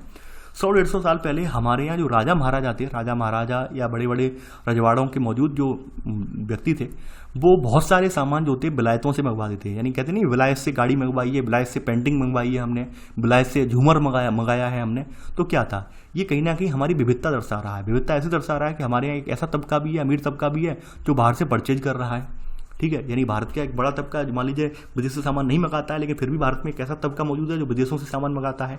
अगर आप जाएं आज भी जो तमाम राजमहल वगैरह देख रहे हैं, तो वहाँ पर आपको तमाम विदेशी उत्पाद देखने को मिल जाएंगे, ठीक है। तो यानी कि ये डिपेंड करता है जनसंख्या पर भी, जनसंख्या आपकी क्या है, जनसंख्या में किस तरह के लोग रह रहे हैं। तो यहाँ पर आप इसमें लिखेंगे थोड़ा सा कि जनसंख्या के आकार, वितरण तथा उसकी विविधता व्यापार की गई वस्तुओं के प्रकार और मात्रा को प्रभावित करते हैं। अब देखिए इसमें 2 कारक और आ जाते हैं, जनसंख्या कारक में भी 2 कारक आ जाते हैं। अब सेकंड सब पॉइंट का सब पॉइंट लिख लेना। पहला कारक है सांस्कृतिक कारक। देखिए संस्कृति की बात करें हम, तो आपको पता होगा कि विभिन्न संस्कृतियां विभिन्न प्रकार का उत्पादन करती हैं। उन्होंने विभिन्न प्रकार के हस्तशिल्पीय रूप विकसित किए हैं उन संस्कृतियों ने, तो उनकी पहचान बनी है। तो यहाँ पर आप लिख लेना, विशिष्ट संस्कृतियों में कला तथा हस्तशिल्प के विभिन्न रूप विकसित हुए हैं। जैसे चीन द्वारा उत्तम कोटि के पार्सलिन, जिन्हें हम चीनी मिट्टी के बर्तन कहते हैं। ब्रोकेड एक तरह का जरीदार या बूटीदार कपड़ा होता है। ईरान का कालीन प्रसिद्ध है, ठीक है। उत्तरी अफ्रीका का चमड़े का काम। इंडोनेशिया की बटिक छींट वाला वस्त्र है, जिसे सेंट बोलते हैं, भारत में भी बनता है, ठीक है, लेकिन इंडोनेशिया वाला ज़्यादा यहाँ पे है, ठीक है। तो छींट वाला वस्त्र, तो ये क्या है, ये विशिष्ट सांस्कृतिक कारक हैं, ठीक है, जिनके फलस्वरूप इन उत्पादों का निर्माण हुआ है, ठीक है। जैसे आपने देखा होगा, आपको अगर राजस्थान वगैरह में जाते हैं किसी किले को वगैरह को घूमने को, तो वहाँ पर आपने देखा होगा तमाम राजस्थानी उत्पाद होते हैं, राजस्थानी ज्वेलरी वगैरह होती है, वो वहाँ पर बिकती है। तो ये क्या है, ये सब एक विशिष्ट संस्कृति लिए हुए हैं, यानी विभिन्न विभिन्न संस्कृतियों से बिलोंग करते हैं ये सब जो है उत्पाद हैं, और ये भी कहीं ना कहीं जो है हमारे व्यापार को बढ़ाने में सहायता करते हैं। तो आपने ये इसका सेकंड सब पॉइंट का सब पॉइंट लिख लिया होगा। अब दूसरा कारक यहाँ पे बताया गया है कि जनसंख्या का आकार। आकार से अभिप्राय ये है कि भाई अगर मान लीजिए जनसंख्या बहुत ज़्यादा है किसी देश की, तो उसकी ज़रूरतें क्या होंगी, ज़रूरतें उसकी वही होंगी, आधारभूत आवश्यकताएं होंगी, मूलभूत आवश्यकताएं होंगी, रोटी कपड़ा मकान वाली आवश्यकता होंगी। तो सघन बसाव वाले जो देश हैं, तो उनमें आंतरिक व्यापार सबसे ज़्यादा मिलेगा आपको देखने के लिए, जबकि बाह्य व्यापार यहाँ पर कम परिमाण वाला होता है, यानी कम वॉल्यूम में होता है, बहुत ही कम मात्रा में होता है। रीज़न ये है कम मात्रा में होने का, क्योंकि ये अधिक जनसंख्या वाले जो देश होते हैं इतने ज़्यादा विकसित देश नहीं होते हैं, ये विकासशील प्रवृत्ति के देश होते हैं, और यहाँ पर गरीबी भी देखने को मिलती है। तो लोग मुश्किल से अपने उत्पादों को केवल खाने मात्र जो है यहाँ पे उत्पाद खरीद पाते हैं, ठीक है। तो यहाँ पर आपको केवल और केवल आंतरिक व्यापार बहुत ज़्यादा देखने को मिलेगा, बाहर से व्यापार आपको बहुत कम देखने को मिलेगा। वही बात करते हैं यहाँ पर जनसंख्या का जीवन स्तर भी यहाँ पर एक डिपेंड करता है। यानी मान लेते हैं कि हमारे समाज में बेहतर तबका एक रह रहा है, जैसे अमेरिका का समाज ले लेते हैं। जब हमने देखा था कि अमेरिका में 75% से ज़्यादा लोग जो है सेवा क्षेत्र में हैं, यानी डेवलप्ड समाज है। तो डेवलप्ड समाज के लोग जो हैं उनकी मांग विशिष्ट होगी, उनकी मांग महंगी होगी, जबकि भारत में इतना डेवलप्ड समाज है नहीं। भारत में आप जानते हैं लगभग 60% आबादी आज भी हमारी जो है गरीबी रेखा में है, ठीक है, गरीब है। तो यहाँ पर वही बताया गया कि जनसंख्या का जीवन स्तर बेहतर गुणवत्ता वाले आयातित उत्पादों की मांग को निर्धारित करता है। यानी कि जनसंख्या का जीवन स्तर जितना उच्च होगा, आयात की मात्रा भी उतनी ज़्यादा कॉस्टली होगी, उतनी ज़्यादा महंगी होगी। ये आपने नोट कर लिया होगा जनसंख्या कारक में। अगला कारक है, तीसरा कारक, थर्ड सब पॉइंट इसी में, आर्थिक विकास की प्रावस्था। इसका मतलब क्या है, इसका मतलब ये है कि हर देश आज आप देख रहे हैं, जो देश देख रहे हैं वो अलग अलग स्टेजेस पर हैं, डेवलपमेंट की अलग अलग जो स्टेजेस में है, अब प्रावस्थाओं में, अलग अलग प्रावस्थाओं में है। यानी मान लेते हैं कोई देश विकासशील देश हैं, कुछ देश विकसित देश हैं। अब जैसे विकासशील देशों में क्या है, विकासशील देशों में उनका जो अवसंरचनात्मक अभाव है, उन्हें क्या है, इतना ज़्यादा उनके पास पैसा तो है नहीं कि अवसंरचना के लिए कि भाई वो कोई बड़ा उद्योग धंधा खड़ा कर दें। तो उन्हें तमाम तरह के उत्पाद जो होते हैं विदेशों से मंगाने पड़ते हैं, खरीदने पड़ते हैं। और वहीं जो बहुत ज़्यादा डेवलप्ड कंट्री हैं, अमेरिका, यूरोप जैसे कंट्री हैं, ठीक है, तो वो क्या करते हैं, अपने यहाँ खाद्यान्न वगैरह तो उपजाते नहीं हैं, यानी अमेरिका में तो उपजाया जाता है, लेकिन अमेरिका में बहुत सारे खाद्यान्न नहीं उपजाए जाते हैं, वहाँ पर तो कॉमर्शियल रूप से उपजाए जाते हैं। जैसे बहुत बड़ी मात्रा में गेहूँ है, बहुत बड़ी मात्रा में जो आपका मक्का है, बहुत बड़ी मात्रा में। फिर भी दालें वगैरह इतनी ज़्यादा उपजाई नहीं जाती, दाल वगैरह जो हमारे यहाँ से ही एक्सपोर्ट होती है। तो यहाँ पर वही बताया गया है कि भाई जो कृषि की दृष्टि से महत्वपूर्ण देशों में क्या किया जाता है, यहाँ पर विनिर्माण की वस्तुओं के लिए कृषि उत्पादों का विनिमय किया जाता है। यानी कि जो मैन्युफैक्चरिंग वाली जो वस्तु हैं, इनके लिए क्या करते हैं, ये अपने कृषि उत्पादों का एक्सचेंज करते हैं। ठीक है, जो कृषि की दृष्टि से महत्वपूर्ण देश हैं, यानी कि विनिर्माण से संबंधित वस्तुएं क्या है, यानी कि मशीनरी वगैरह खरीदते हैं बाहर से ये लोग। जबकि जो औद्योगिक राष्ट्र हैं, औद्योगिक राष्ट्रों में क्या होता है, मशीनरी और निर्मित उत्पादों का ये एक्सपोर्ट करते हैं, निर्यात करते हैं, और खाद्यान्न वगैरह, कच्चा माल वगैरह ये खरीदते हैं। ये मतलब प्रावस्था है, यानी हर देश की अपनी प्रावस्था है, डिपेंड करता है कि वो कौन सी प्रावस्था में है। ठीक है, उसी हिसाब से देश जो है आयात और निर्यात करेगा। तो भारत तो आप जानते ही हैं कि भारत की प्रावस्था क्या है। भारत हमारा जो है मिडिल में चल रहा है, ना तो हम बिल्कुल गरीबी रेखा में ही हैं, ना ही बहुत ज़्यादा एबव हैं। तो हमारे यहाँ बैलेंस बना हुआ है, यानी कि हम ज़्यादातर जो सामान वगैरह है वो, यानी कि हमारे खाद्यान्न वगैरह की आपूर्ति हम अपने देश में ही कर लेते हैं, हमें बाहर से खाद्यान्न नहीं मंगाना पड़ता है। इसके अलावा कुछ टेक्नोलॉजी वगैरह है, तकनीक वगैरह है, जो आपका मशीनरी वगैरह है, वो ज़रूर हमें बाहर से आयात करनी पड़ती है, वो बस है। ठीक है, तो यहाँ पर आपने पहले का सब पॉइंट लिख लिया होगा। अब अगला कारक है यहाँ पर विदेशी निवेश की सीमा, यानी कि जो आप एफडीआई चिल्लाती हैं, फॉरेन डायरेक्ट इन्वेस्टमेंट, ये क्या है, एफडीआई क्या है। यानी कि यहाँ पे विदेशी निवेश के बारे में बताया गया है, इन्वेस्टमेंट के बारे में बताया गया है। इन्वेस्टमेंट क्यों होता है, इसका रीजन क्या है, इसके बारे में अर्थशास्त्र के वीडियोज़ में मैंने वहाँ पर डिटेल में बता दिया है। इन्वेस्टमेंट इसलिए होता है कि तमाम देश ऐसे हैं जिनके पास वाकई में पैसा नहीं है कि वो अपने यहाँ कोई बड़ा संयंत्र स्थापित कर पाएँ। तो ऐसे में क्या करते हैं कि तमाम विकसित देश, यानी बड़े बड़े औद्योगिक राष्ट्र जो होते हैं, कम विकसित देशों में या विकासशील देशों के साथ टाई अप कर लेते हैं या संधि कर लेते हैं, और उस संधि के जरिए ये तय कर लेते हैं कि हम आपके यहाँ से संयंत्र स्थापित करेंगे और आपके यहाँ के लोगों को नौकरी देंगे, और उस संयंत्र से जो भी चीज़ निकलेगी, उत्पादन होगा, उसे हम फिर अपने यहाँ के मार्केट में या फिर आपके मार्केट में बेचेंगे। तो ऐसे करके एग्रीमेंट होते हैं। ठीक है, तो यहाँ पर बताया गया है, जैसे यहाँ पे बताया गया है कि भाई हमारे यहाँ जो विकासशील देश हैं, विकासशील देशों में जो पूंजी प्रधान उद्योग हैं, पूंजी प्रधान उद्योग कौन कौन से होते हैं आप जानते हैं, बड़े बड़े उद्योग हैं, ड्रिलिंग वगैरह प्रबंधन है, खनन के उद्योग हैं, तेल खनन है, भारी अभियांत्रिकी यानी कि बड़ी बड़ी स्केल की, लार्ज स्केल की इंजीनियरिंग वाले जो हैं प्रोजेक्ट हैं, उनके लिए हमारे यहाँ तकनीक का अभाव है, और इसी बात है हमें जो है बाहर से मंगानी पड़ती है। तो ऐसे में तमाम जो विकसित देश हैं वो क्या करते हैं, औद्योगिक राष्ट्र यही करते हैं कि वो इन्वेस्ट करते हैं कि आप बड़ा संयंत्र हम भारत में स्थापित करेंगे, उस संयंत्र का लाभ ये होगा। भारत ने ये देख लिया कि भाई हमारे यहाँ लगभग उस संयंत्र में 1 लाख लोगों को रोजगार मिलेगा, और हमारे यहाँ के कुछ राज्यों को थोड़ा आत्मनिर्भर बनने में सहयोग होगा, तो हमने अपने यहाँ संयंत्र लगाने के लिए जगह दे दी। अब उसने क्या सोच लिया, जो फैक्ट्री यहाँ पर इन्वेस्ट कर रही है, उसने ये सोच लिया कि हमें यहाँ पे सस्ती लेबर मिल जाएगी, सस्ती लेबर मिलने के बाद हमारा उत्पाद बनेगा, उस उत्पाद को हम भारतीय बाजार में तो बेच ही पाएंगे, इसके अलावा अपने और जो छोटे छोटे देश हैं उन देशों में भी बेच पाएंगे। इस वजह से इन्वेस्ट किया जाता है। तो यहाँ पर आप इसमें लिखेंगे, यहाँ पर आप थोड़ा सा इसमें लिखेंगे इसमें कि विदेशी निवेश विकासशील देशों में व्यापार को बढ़ावा दे सकता है। ऐसे देशों में, इसी में सब पॉइंट, ऐसे देशों में पूंजी प्रधान उद्योगों के विकास द्वारा औद्योगिक राष्ट्र खाद्य पदार्थों तथा खनिजों का आयात सुनिश्चित करते हैं। यानी औद्योगिक राष्ट्र क्या करते हैं, जो विकासशील देशों में क्या करते हैं, पूंजी अपनी इन्वेस्ट कर देते हैं, और इन्वेस्ट के फलस्वरूप वो ये एक्सपेक्ट करते हैं, आयात कर लेते हैं, क्या वहाँ के खाद्य पदार्थों को आयात करते हैं और खनिजों का आयात करते हैं। ठीक है, आयात करते हैं, इसी में सब पॉइंट, और अपने निर्मित उत्पादों के लिए बाजार निर्मित करते हैं।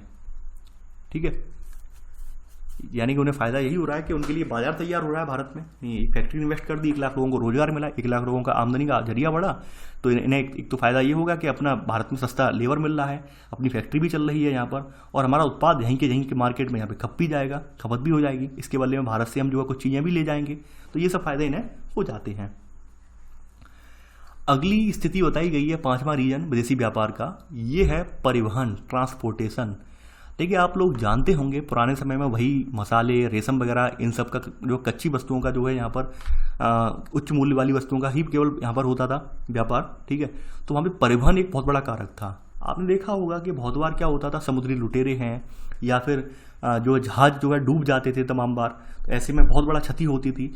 तो व्यापार बहुत महंगा था, बहुत कॉस्टली था, समय भी बहुत लगता था। लेकिन जैसे जैसे परिवहन का विकास हुआ, रेल, समुद्री, वायु परिवहन का विस्तार हुआ, प्रशीतन का मतलब होता है रेफ्रिजमेंट, परिरक्षण का मतलब होता है जो प्रिजर्वेशन हम करते हैं, तो ये बेहतर साधन जैसे जैसे विकसित हुए, ठीक है, तो वैसे ही वैसे आपका व्यापार ने स्थानिक विस्तार का अनुभव किया। स्थानिक विस्तार का मतलब क्या था कि व्यापार केवल किसी स्थान में ना रहकर अब वो उसका विस्तार हो गया, ठीक है। तो ये लाइन यहाँ से लेकर यहाँ तक आप लिख लेना। तो ऐसे करके आपने ये कारक यहाँ पर नोट कर लिए हैं जिनके जरिए आपका जो है अंतर्राष्ट्रीय व्यापार आपका जो है होता है, अंतर्राष्ट्रीय व्यापार के आधार हैं ये कारक, ठीक है। आगे बढ़ते हैं। अब देखिए यहाँ पर अगली हेडिंग आपकी जो है ये है अंतर्राष्ट्रीय व्यापार के महत्वपूर्ण पक्ष। अंतर्राष्ट्रीय व्यापार के कौन कौन से पक्ष ऐसे हैं जो बहुत महत्वपूर्ण हैं, किन पक्षों पर हमें विचार करना चाहिए, कौन कौन से देखना चाहिए। तो इनके 3 महत्वपूर्ण पक्ष हैं। पहला पक्ष है आपका व्यापार का परिमाण, यानी कि वॉल्यूम ऑफ ट्रेड। व्यापार का परिमाण, वॉल्यूम ऑफ ट्रेड। देखिए किसी भी राष्ट्र के लिए ये बहुत आवश्यक है कि हम जो चीज़ आयात कर रहे हैं या निर्यात कर रहे हैं उसका आयतन कितना है, वॉल्यूम कितना है। अब देखिए यहाँ पे ध्यान देने वाली बात ये है, चूंकि यहाँ पर व्यापार इतनी बड़ी मात्रा में होता है कि हम वस्तुओं को तौल का अभिप्राय यहाँ पे तौलना नहीं है कि भाई इतना टन हो गया व्यापार, इतना टन हो गया। हम उस तौल को पैसे के फॉर्म में नापते हैं, पैसे के फॉर्म में उसे जो है मापते हैं। यानी कि हम मान लेते हैं, हम यहाँ पे एग्जाम्पल ले लेते हैं, एक एग्जाम्पल यहाँ पर हम ले लेते हैं कि भाई हमारा USA और इंडिया का व्यापार है, ठीक है। अब इंडिया ने USA में अपना 1000 करोड़ रुपए का जो है 1000 करोड़ रुपए का सामान यहाँ पे भेजा है, ठीक है। और जबकि इसके बदले में क्या किया, इंडिया ने USA से 2000 करोड़ रुपए का सामान खरीद लिया, 2000 करोड़ रुपए का सामान खरीद लिया। तो आप समझ सकते हैं कि भाई USA को तो फायदा रहा। भाई USA को फायदा इसलिए रहा क्योंकि उसका सामान, उसे बहुत कम सामान मंगाना पड़ा, उसे तो मात्र 1000 करोड़ रुपए का सामान खरीदना पड़ा यहाँ से भारत से, और अपना 1000 करोड़ का सामान उसे यहाँ पे बेच भी दिया, ठीक है। जबकि भारत को घाटा हुआ, भारत ने मात्र अपना 1000 करोड़ रुपए का सामान यहाँ पे बेच पाए हैं और ऊपर से यहाँ से सामान 1000 करोड़ का अपने ऊपर होल्ड और कर लिया है, ठीक है। तो यहाँ पर भारत का जो क्या है, भारत का जो है यहाँ पर जो व्यापार है वो कहीं ना कहीं घाटे में जा रहा है, निवेश जो घाटे में जा रहा है, क्योंकि भारत में मौजूद जो संचित धन है वो कहीं ना कहीं जल्दी खत्म हो जाएगा। और आप देख रहे होंगे वर्तमान समय में भी यही हो रहा है कि भारत से जो धन है वो ज़्यादातर बाहर जा रहा है। बाहर जाने का मतलब ये क्या है कि धन इसलिए बाहर जा रहा है क्योंकि हमारे पास तकनीकी नहीं है, उतने संसाधन नहीं है कि हम उत्पाद अपने आप विकसित कर पाएँ, इसलिए भारत का पैसा बाहर जा रहा है। तो भारत का पैसा अगर बाहर जाएगा तो क्या लाभ भारत को होगा? जी नहीं, भारत को लाभ नहीं होगा, भारत को घाटा ही होगा। तो यहाँ जरूरी ये है कि व्यापार का संतुलन बना रहे, व्यापार संतुलित रहे, अमेरिका और भारत का व्यापार संतुलित बना रहे। संतुलित बना रहने के लिए ये करते हैं कि हम लोग जो ट्रेड करते हैं, जो वस्तुओं का हम व्यापार करते हैं उनका वैल्यू मापते हैं, पैसे के फॉर्म में, रुपया के फॉर्म में वैल्यू मापते हैं, कितने कितने करोड़ का व्यापार हुआ। मान लेते हैं दोनों देशों के मध्य 1000 करोड़ का व्यापार हुआ, यानी कि हमने भी 1000 करोड़ की चीज़ अमेरिका से खरीदनी, अमेरिका ने भी 1000 करोड़ रुपए की चीज़ हमारे यहाँ खरीदनी, तो बात बराबर हो गई। यानी कि उसके संसाधन उसके पास बने रहे, हमारे संसाधन हमारे पास बने रहे, यानी हम दोनों का जो धन संचय या फिर धन की कमी हमारे यहाँ हुई नहीं। जबकि मान लेते हैं हमारे इंडिया पर ये बोझ बढ़ रहा है लगातार, हमारा इंडिया लगातार यहाँ से और ज़्यादा ले रहा है, और ज़्यादा आयात करता जा रहा है, आयात कर रहा है, ठीक है। तो क्या होगा, हमारे इंडिया का जो संचित धन है वो अमेरिका के पास ज़्यादा से ज़्यादा पहुँच जाएगा। तो इसलिए ज़रूरी ये है कि हम वॉल्यूम ऑफ ट्रेड जो है ये भी हमारे लिए बहुत महत्वपूर्ण पक्ष है कि हम अपना जो व्यापार है उसका परिमाण है उसे हम मापें, और परिमाण मापा जाएगा आपका किसके फॉर्म में, वो मापा जाएगा पैसे के फॉर्म में, मूल्य के फॉर्म में। तो यहाँ पर आप लिखेंगे इसी में ही, व्यापार की गई वस्तुओं तथा सेवाओं के कुल मूल्य को व्यापार के परिमाण के रूप में जाना जाता है। परिणाम बार बार निकल रहा है मुंह से, परिमाण यानी वॉल्यूम के रूप में जाना जाता है। आगे बढ़ते हैं। अब देखिए यहाँ बताया गया है कंपोजिशन ऑफ ट्रेड, व्यापार का संयोजन कैसे कैसे हुआ है, बताया गया है कि भाई व्यापार में कैसे कैसे परिवर्तन हुआ है। संयोजन का मतलब ये है कि धीरे धीरे करके व्यापार की जो प्रवृत्ति है वो कैसे परिवर्तित हो रही है, संयोजन से अभिप्राय यहाँ पर ये है। तो यहाँ पर आप देखेंगे कि शुरुआत में क्या होता था व्यापार, पिछली शताब्दी में व्यापार वो पहले प्राथमिक उत्पादों का था। प्राथमिक उत्पादों का मतलब जानते हैं, मसाले वगैरह है आपके, रेशम से बने हुए उत्पाद वगैरह हैं, कपास से निर्मित सूती कपड़े के उत्पाद वगैरह हैं, खास करके प्राथमिक उत्पाद थे आपके। लेकिन बाद में धीरे धीरे क्या हुआ, जो विनिर्मित उत्पाद हैं उन्होंने प्रमुखता प्राप्त कर ली। वर्तमान समय में बात करें तो वर्तमान समय में विश्व व्यापार का अधिकांश विनिर्माण क्षेत्र के आधिपत्य में है और सेवा क्षेत्र, ठीक है, तथा अन्य व्यावसायिक सेवाएं भी इसमें सम्मिलित हैं। यानी सेवा क्षेत्र में आप जानते हैं सब आती हैं, तो ये लाइन मैंने स्किप कर दी है यहाँ पर। तो सेवा क्षेत्र तथा अन्य व्यावसायिक सेवाएं सम्मिलित हैं वर्तमान में। यानी वर्तमान में व्यापार केवल और केवल आपका रॉ मटेरियल का नहीं हो रहा है, केवल प्राथमिक उत्पादों का नहीं हो रहा है, सेवा क्षेत्र का भी व्यापार हो रहा है। आपने देखा होगा कि यूएसए की तमाम फर्म्स ने हमारे यहाँ जो कॉल सेंटर स्थापित करवाए हैं, ताकि जो लोगों के तक जो पहुँच है, लोगों तक जो है व्यापार है, उसको और सुगम बनाया जा सके, लोगों की समस्याओं का और जल्दी से निदान किया जा सके। तो ये सब आप देख रहे होंगे, ठीक है। ये हमारे यहाँ परिवर्तन आया है, पहला पॉइंट, और पहले का सब पॉइंट यहाँ पर लिख लेना। आगे बढ़ते हैं यहाँ पर। अब देखिए ये सेवाएं जो दिखा रही हैं ये ऊपरीगामी, ठीक है, प्रवृत्ति दर्शा रहा है। ऊपरीगामी का मतलब ये है कि भाई ट्रेड जो है वो बढ़ रहा है, हमारा सेवा क्षेत्र वाला ट्रेड जो है कहीं ना कहीं दिनों दिन बढ़ता जा रहा है। जैसे जैसे हमारा जो हमारा मैन्युफैक्चरिंग सेक्टर डेवलप्ड हो रहा है, उसे डेवलप करने के लिए भी सेवा क्षेत्र की आवश्यकता पड़ती है। तो कहीं ना कहीं इसमें जो है एक ऊपर की तरफ ग्रोथ हो रही है, ये डाउनवर्ड ग्रोथ नहीं हो रही है, बल्कि अपवार्ड ग्रोथ हो रही है। अपवार्ड ऊपर की तरफ बढ़ रहा है ये, ठीक है। इसे ऊपरीगामी बोला गया, वो ऊपरीगामी प्रवृत्ति ये दर्शा रहा है, ठीक है। ये यहाँ तक पूरा लाइन है, ये लिख लेना आप। अब बात करें यहाँ पे आंकड़ों की, तो आंकड़ों में बताया गया है, देखिए आंकड़े यहाँ टेबल बनाने की जरूरत नहीं है, यहाँ पर लिखवा देता हूँ। आंकड़ों में ये बताया गया है कि भाई 2005 से लेकर सन 2015 तक विश्व व्यापारिक निर्यात में विनिर्मित उत्पाद जो थे वो सबसे अधिक थे, ये लिख लेना। यानी कि यहाँ पर लिख लेना 2005 से लेकर 2015 तक विश्व व्यापारिक निर्यात में विनिर्मित, ठीक है, सबसे अधिक योगदान करते हैं, मैन्युफैक्चरिंग उत्पाद सबसे ज़्यादा योगदान करते हैं। तीसरी बात बताई गई है कि भाई जो विश्व व्यापार है, विश्व व्यापार में जो महाद्वीपों का योगदान है, हिस्सेदारी वो घट रही है। जैसे बताया गया है कि भाई विश्व व्यापार में महाद्वीपों की हिस्सेदारी में परिवर्तन आया है, यूरोप का योगदान अब घट रहा है और अब एशिया के देशों का योगदान बढ़ रहा है। भारत और चाइना की अब यहाँ पर पहुंच बढ़ रही है। किसी टाइम पे ये था, आज से 300, 200, 250 साल पहले यूरोप का एकाधिकार था, व्यापार पर पूरी तरह से यूरोप का एकाधिकार था, लेकिन अब ऐसा नहीं है। अब यूरोप का योगदान घट रहा है और हम लोगों का ये बढ़ रहा है। तो कहीं ना कहीं आप देख रहे हैं कैसे कैसे जो व्यापार का संयोजन है वो परिवर्तित हो रहा है, कैसे कैसे व्यापार की जो प्रवृत्ति है वो परिवर्तित हो रही है, वो आपको देखने को मिल रही है। आगे बताया गया है कि भाई डायरेक्शन ऑफ ट्रेड, यानी व्यापार की दिशा, तीसरा सब हेडिंग है व्यापार की दिशा, ये भी बहुत महत्वपूर्ण है।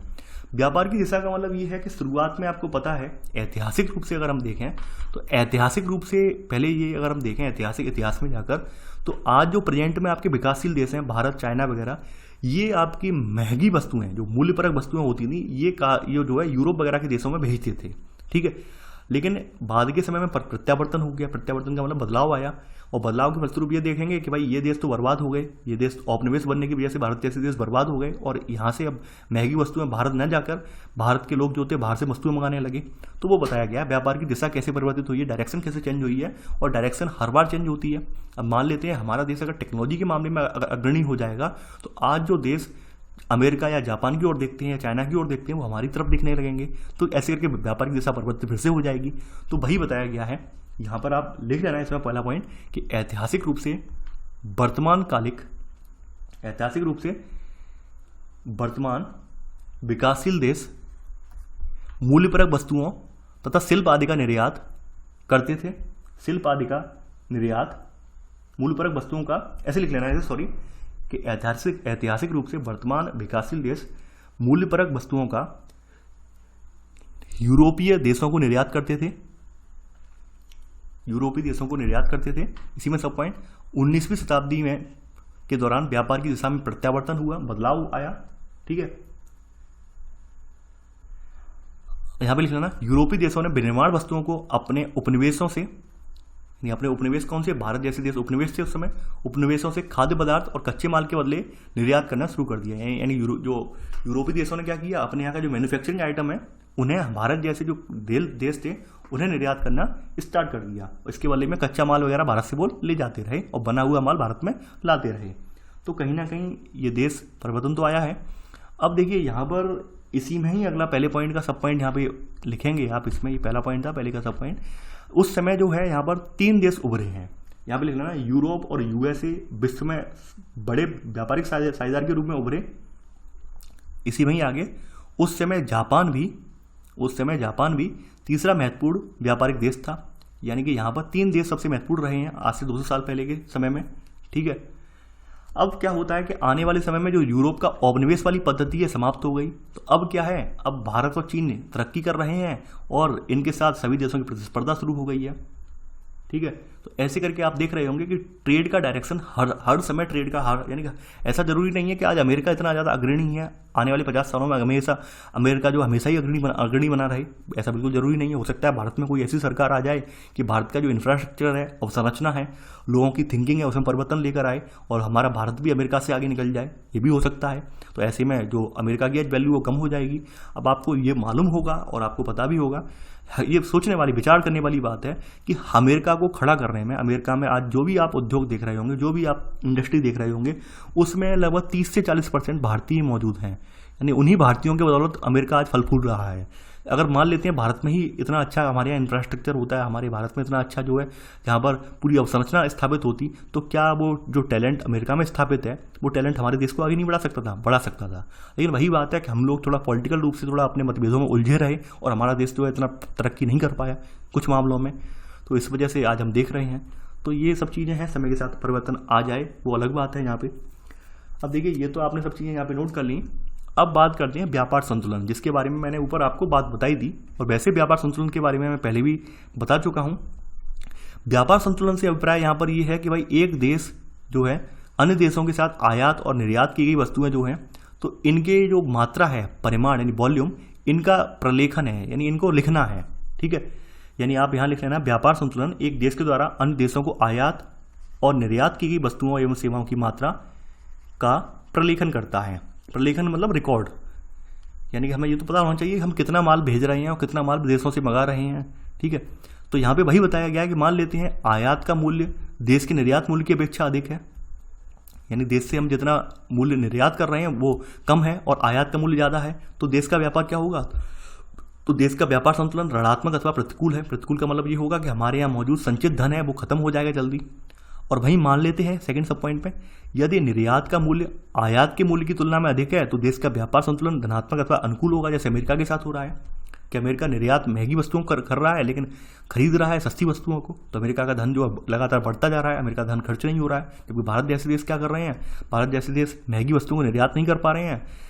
ठीक है, यानी महंगी अपने यहाँ की महंगी वस्तुओं को निर्यात नहीं कर रहे हैं बल्कि विदेशों की महंगी वस्तुओं को अपने आयात कर रहे हैं। उससे क्या हो रहा है, भारत का धन खर्च हो रहा है। तो भारत के लिए ये प्रतिकूल अवस्था है, ऋणात्मक है। ठीक है, तो ये व्यापार संतुलन होना बड़ा आवश्यक है। जिन देशों के पास व्यापार संतुलन नहीं होता है वो यकीन मानिए वो देश खत्म हो जाते हैं, उनकी अर्थव्यवस्थाएं खत्म हो जाती हैं। तो यहाँ पर सेकंड पॉइंट में लिखा भी गया है कि यह अंतिम रूप से वित्तीय संचय की समाप्ति को अभिप्रेरित करता है। यानी कि व्यापार संतुलन का अंतिम रूप क्या है, वित्तीय संचय की समाप्ति। यानी यकीन मानिए अगर जिस देश ने व्यापार संतुलन को स्थापित नहीं कर पाया वो देश कहीं ना कहीं एक दिन उसके यहाँ का जो वित्तीय संचय है, यानी जो उसने धन जमा कर रखा है, गोल्ड के रूप में रिजर्व रखे हैं, वो एकदम खाली हो जाएंगे। जैसे आपने देखा था कि हमारे यहाँ भी संकट उत्पन्न हुआ था उदारीकरण से पहले, जो वित्तीय संकट उत्पन्न हुआ था, ऐसा संकट उत्पन्न हुआ था कि हमारे यहाँ 15 दिन का जो फ्यूल है, 15 दिन का जो तेल है, तेल खरीदने तक के पैसे नहीं थे हमारे यहाँ। ठीक है, जिसे हम बोलते हैं आप डीजल पेट्रोल जो बोलते हैं आप, उसे उसका भुगतान करने तक के लिए पैसे नहीं रहे थे हमारे यहाँ। तब हमारे यहाँ उदारीकरण की नीति लाई गई थी, तो वो सब आप जानते हैं ये। ठीक है, तो यानी कि हम अगर ये व्यापार संतुलन स्थापित नहीं कर पाए तो हम भी एक गंभीर संकट में फंस सकते हैं। अब देखिए यहाँ पर अगली हेडिंग है, यहाँ पर अंतर्राष्ट्रीय व्यापार के प्रकार कि वास्तव में अंतर्राष्ट्रीय व्यापार कितने प्रकार का होता है। तो ये 2 प्रकारों में वर्गीकृत किया जा सकता है। कौन कौन से 2 प्रकार हैं? एक तो बायलैटरल है, ठीक है, और एक मल्टीलेटरल है। यानी एक तो द्विपार्श्विक व्यापार है और दूसरा बहुपार्श्विक व्यापार है। द्विपार्श्विक का मतलब आप जानते होंगे कि अगल बगल के कोई 2 देश हैं, उनके मध्य व्यापार हो रहा है तो द्विपार्श्विक व्यापार कहा जाएगा। जैसे भारत अमेरिका बोल रहा हूँ मैं, यहाँ पर भारत पाकिस्तान है, भारत नेपाल है। ठीक है, तो यहाँ लिख लेना द्विपार्श्विक व्यापार 2 देशों के द्वारा एक दूसरे के साथ किया जाता है।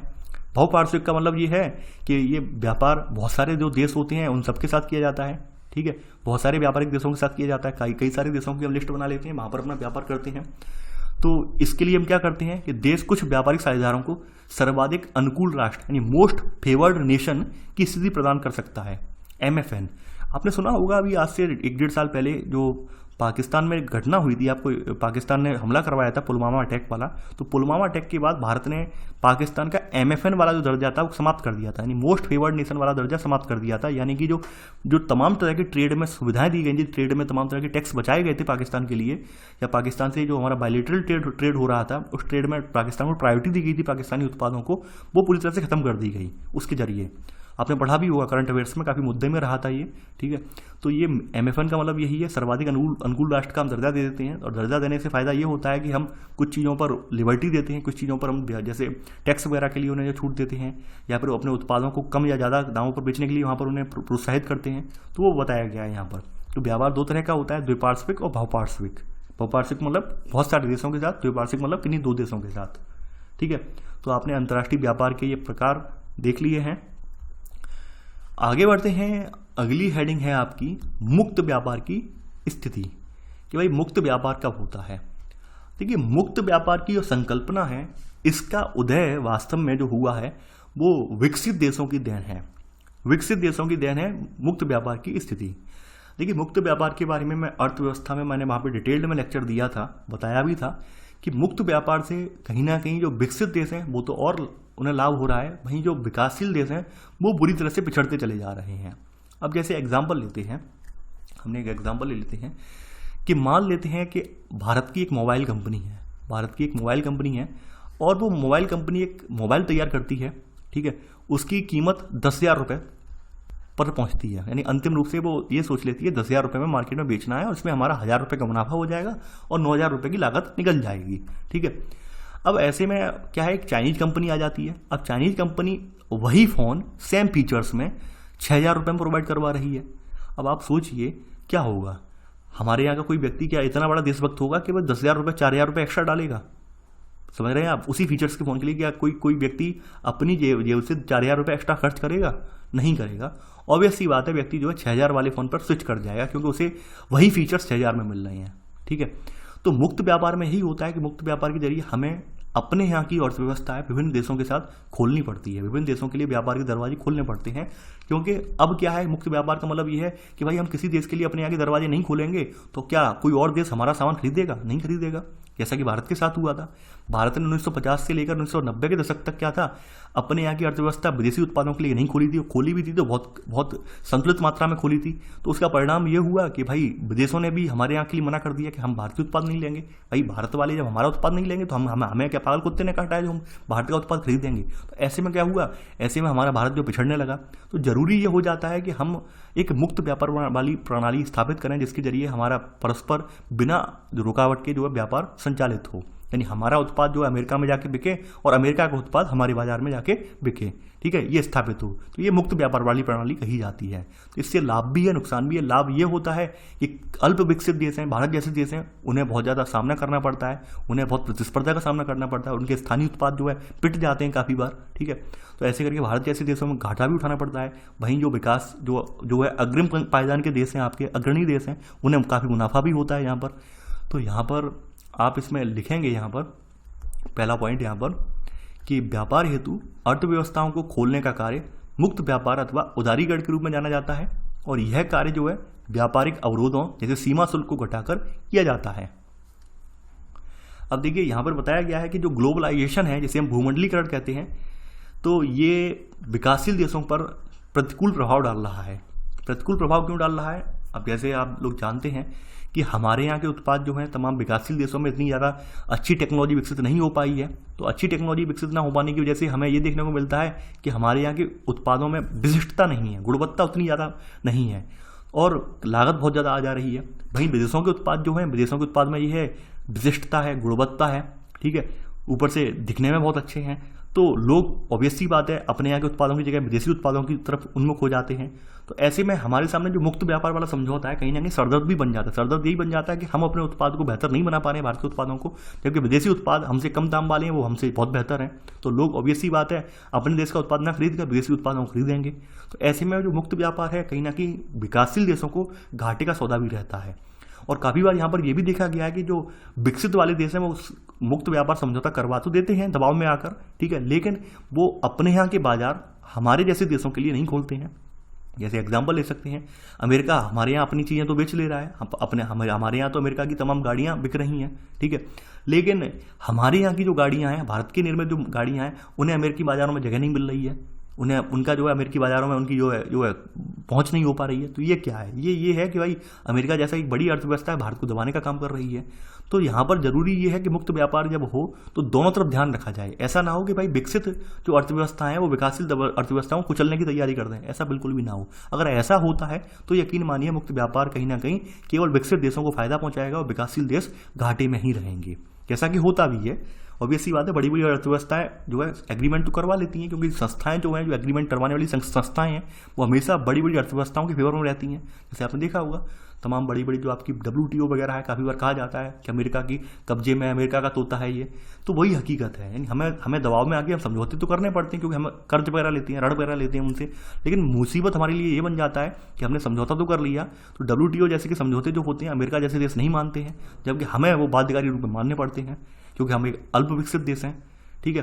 तो यहाँ पर वही चीज़ आप लिखेंगे यहाँ पर थोड़ा सा इसी में सेकंड पॉइंट के रूप में, कि मुक्त व्यापार को केवल संपन्न देशों के द्वारा ही बाजारों की ओर नहीं ले जाना चाहिए।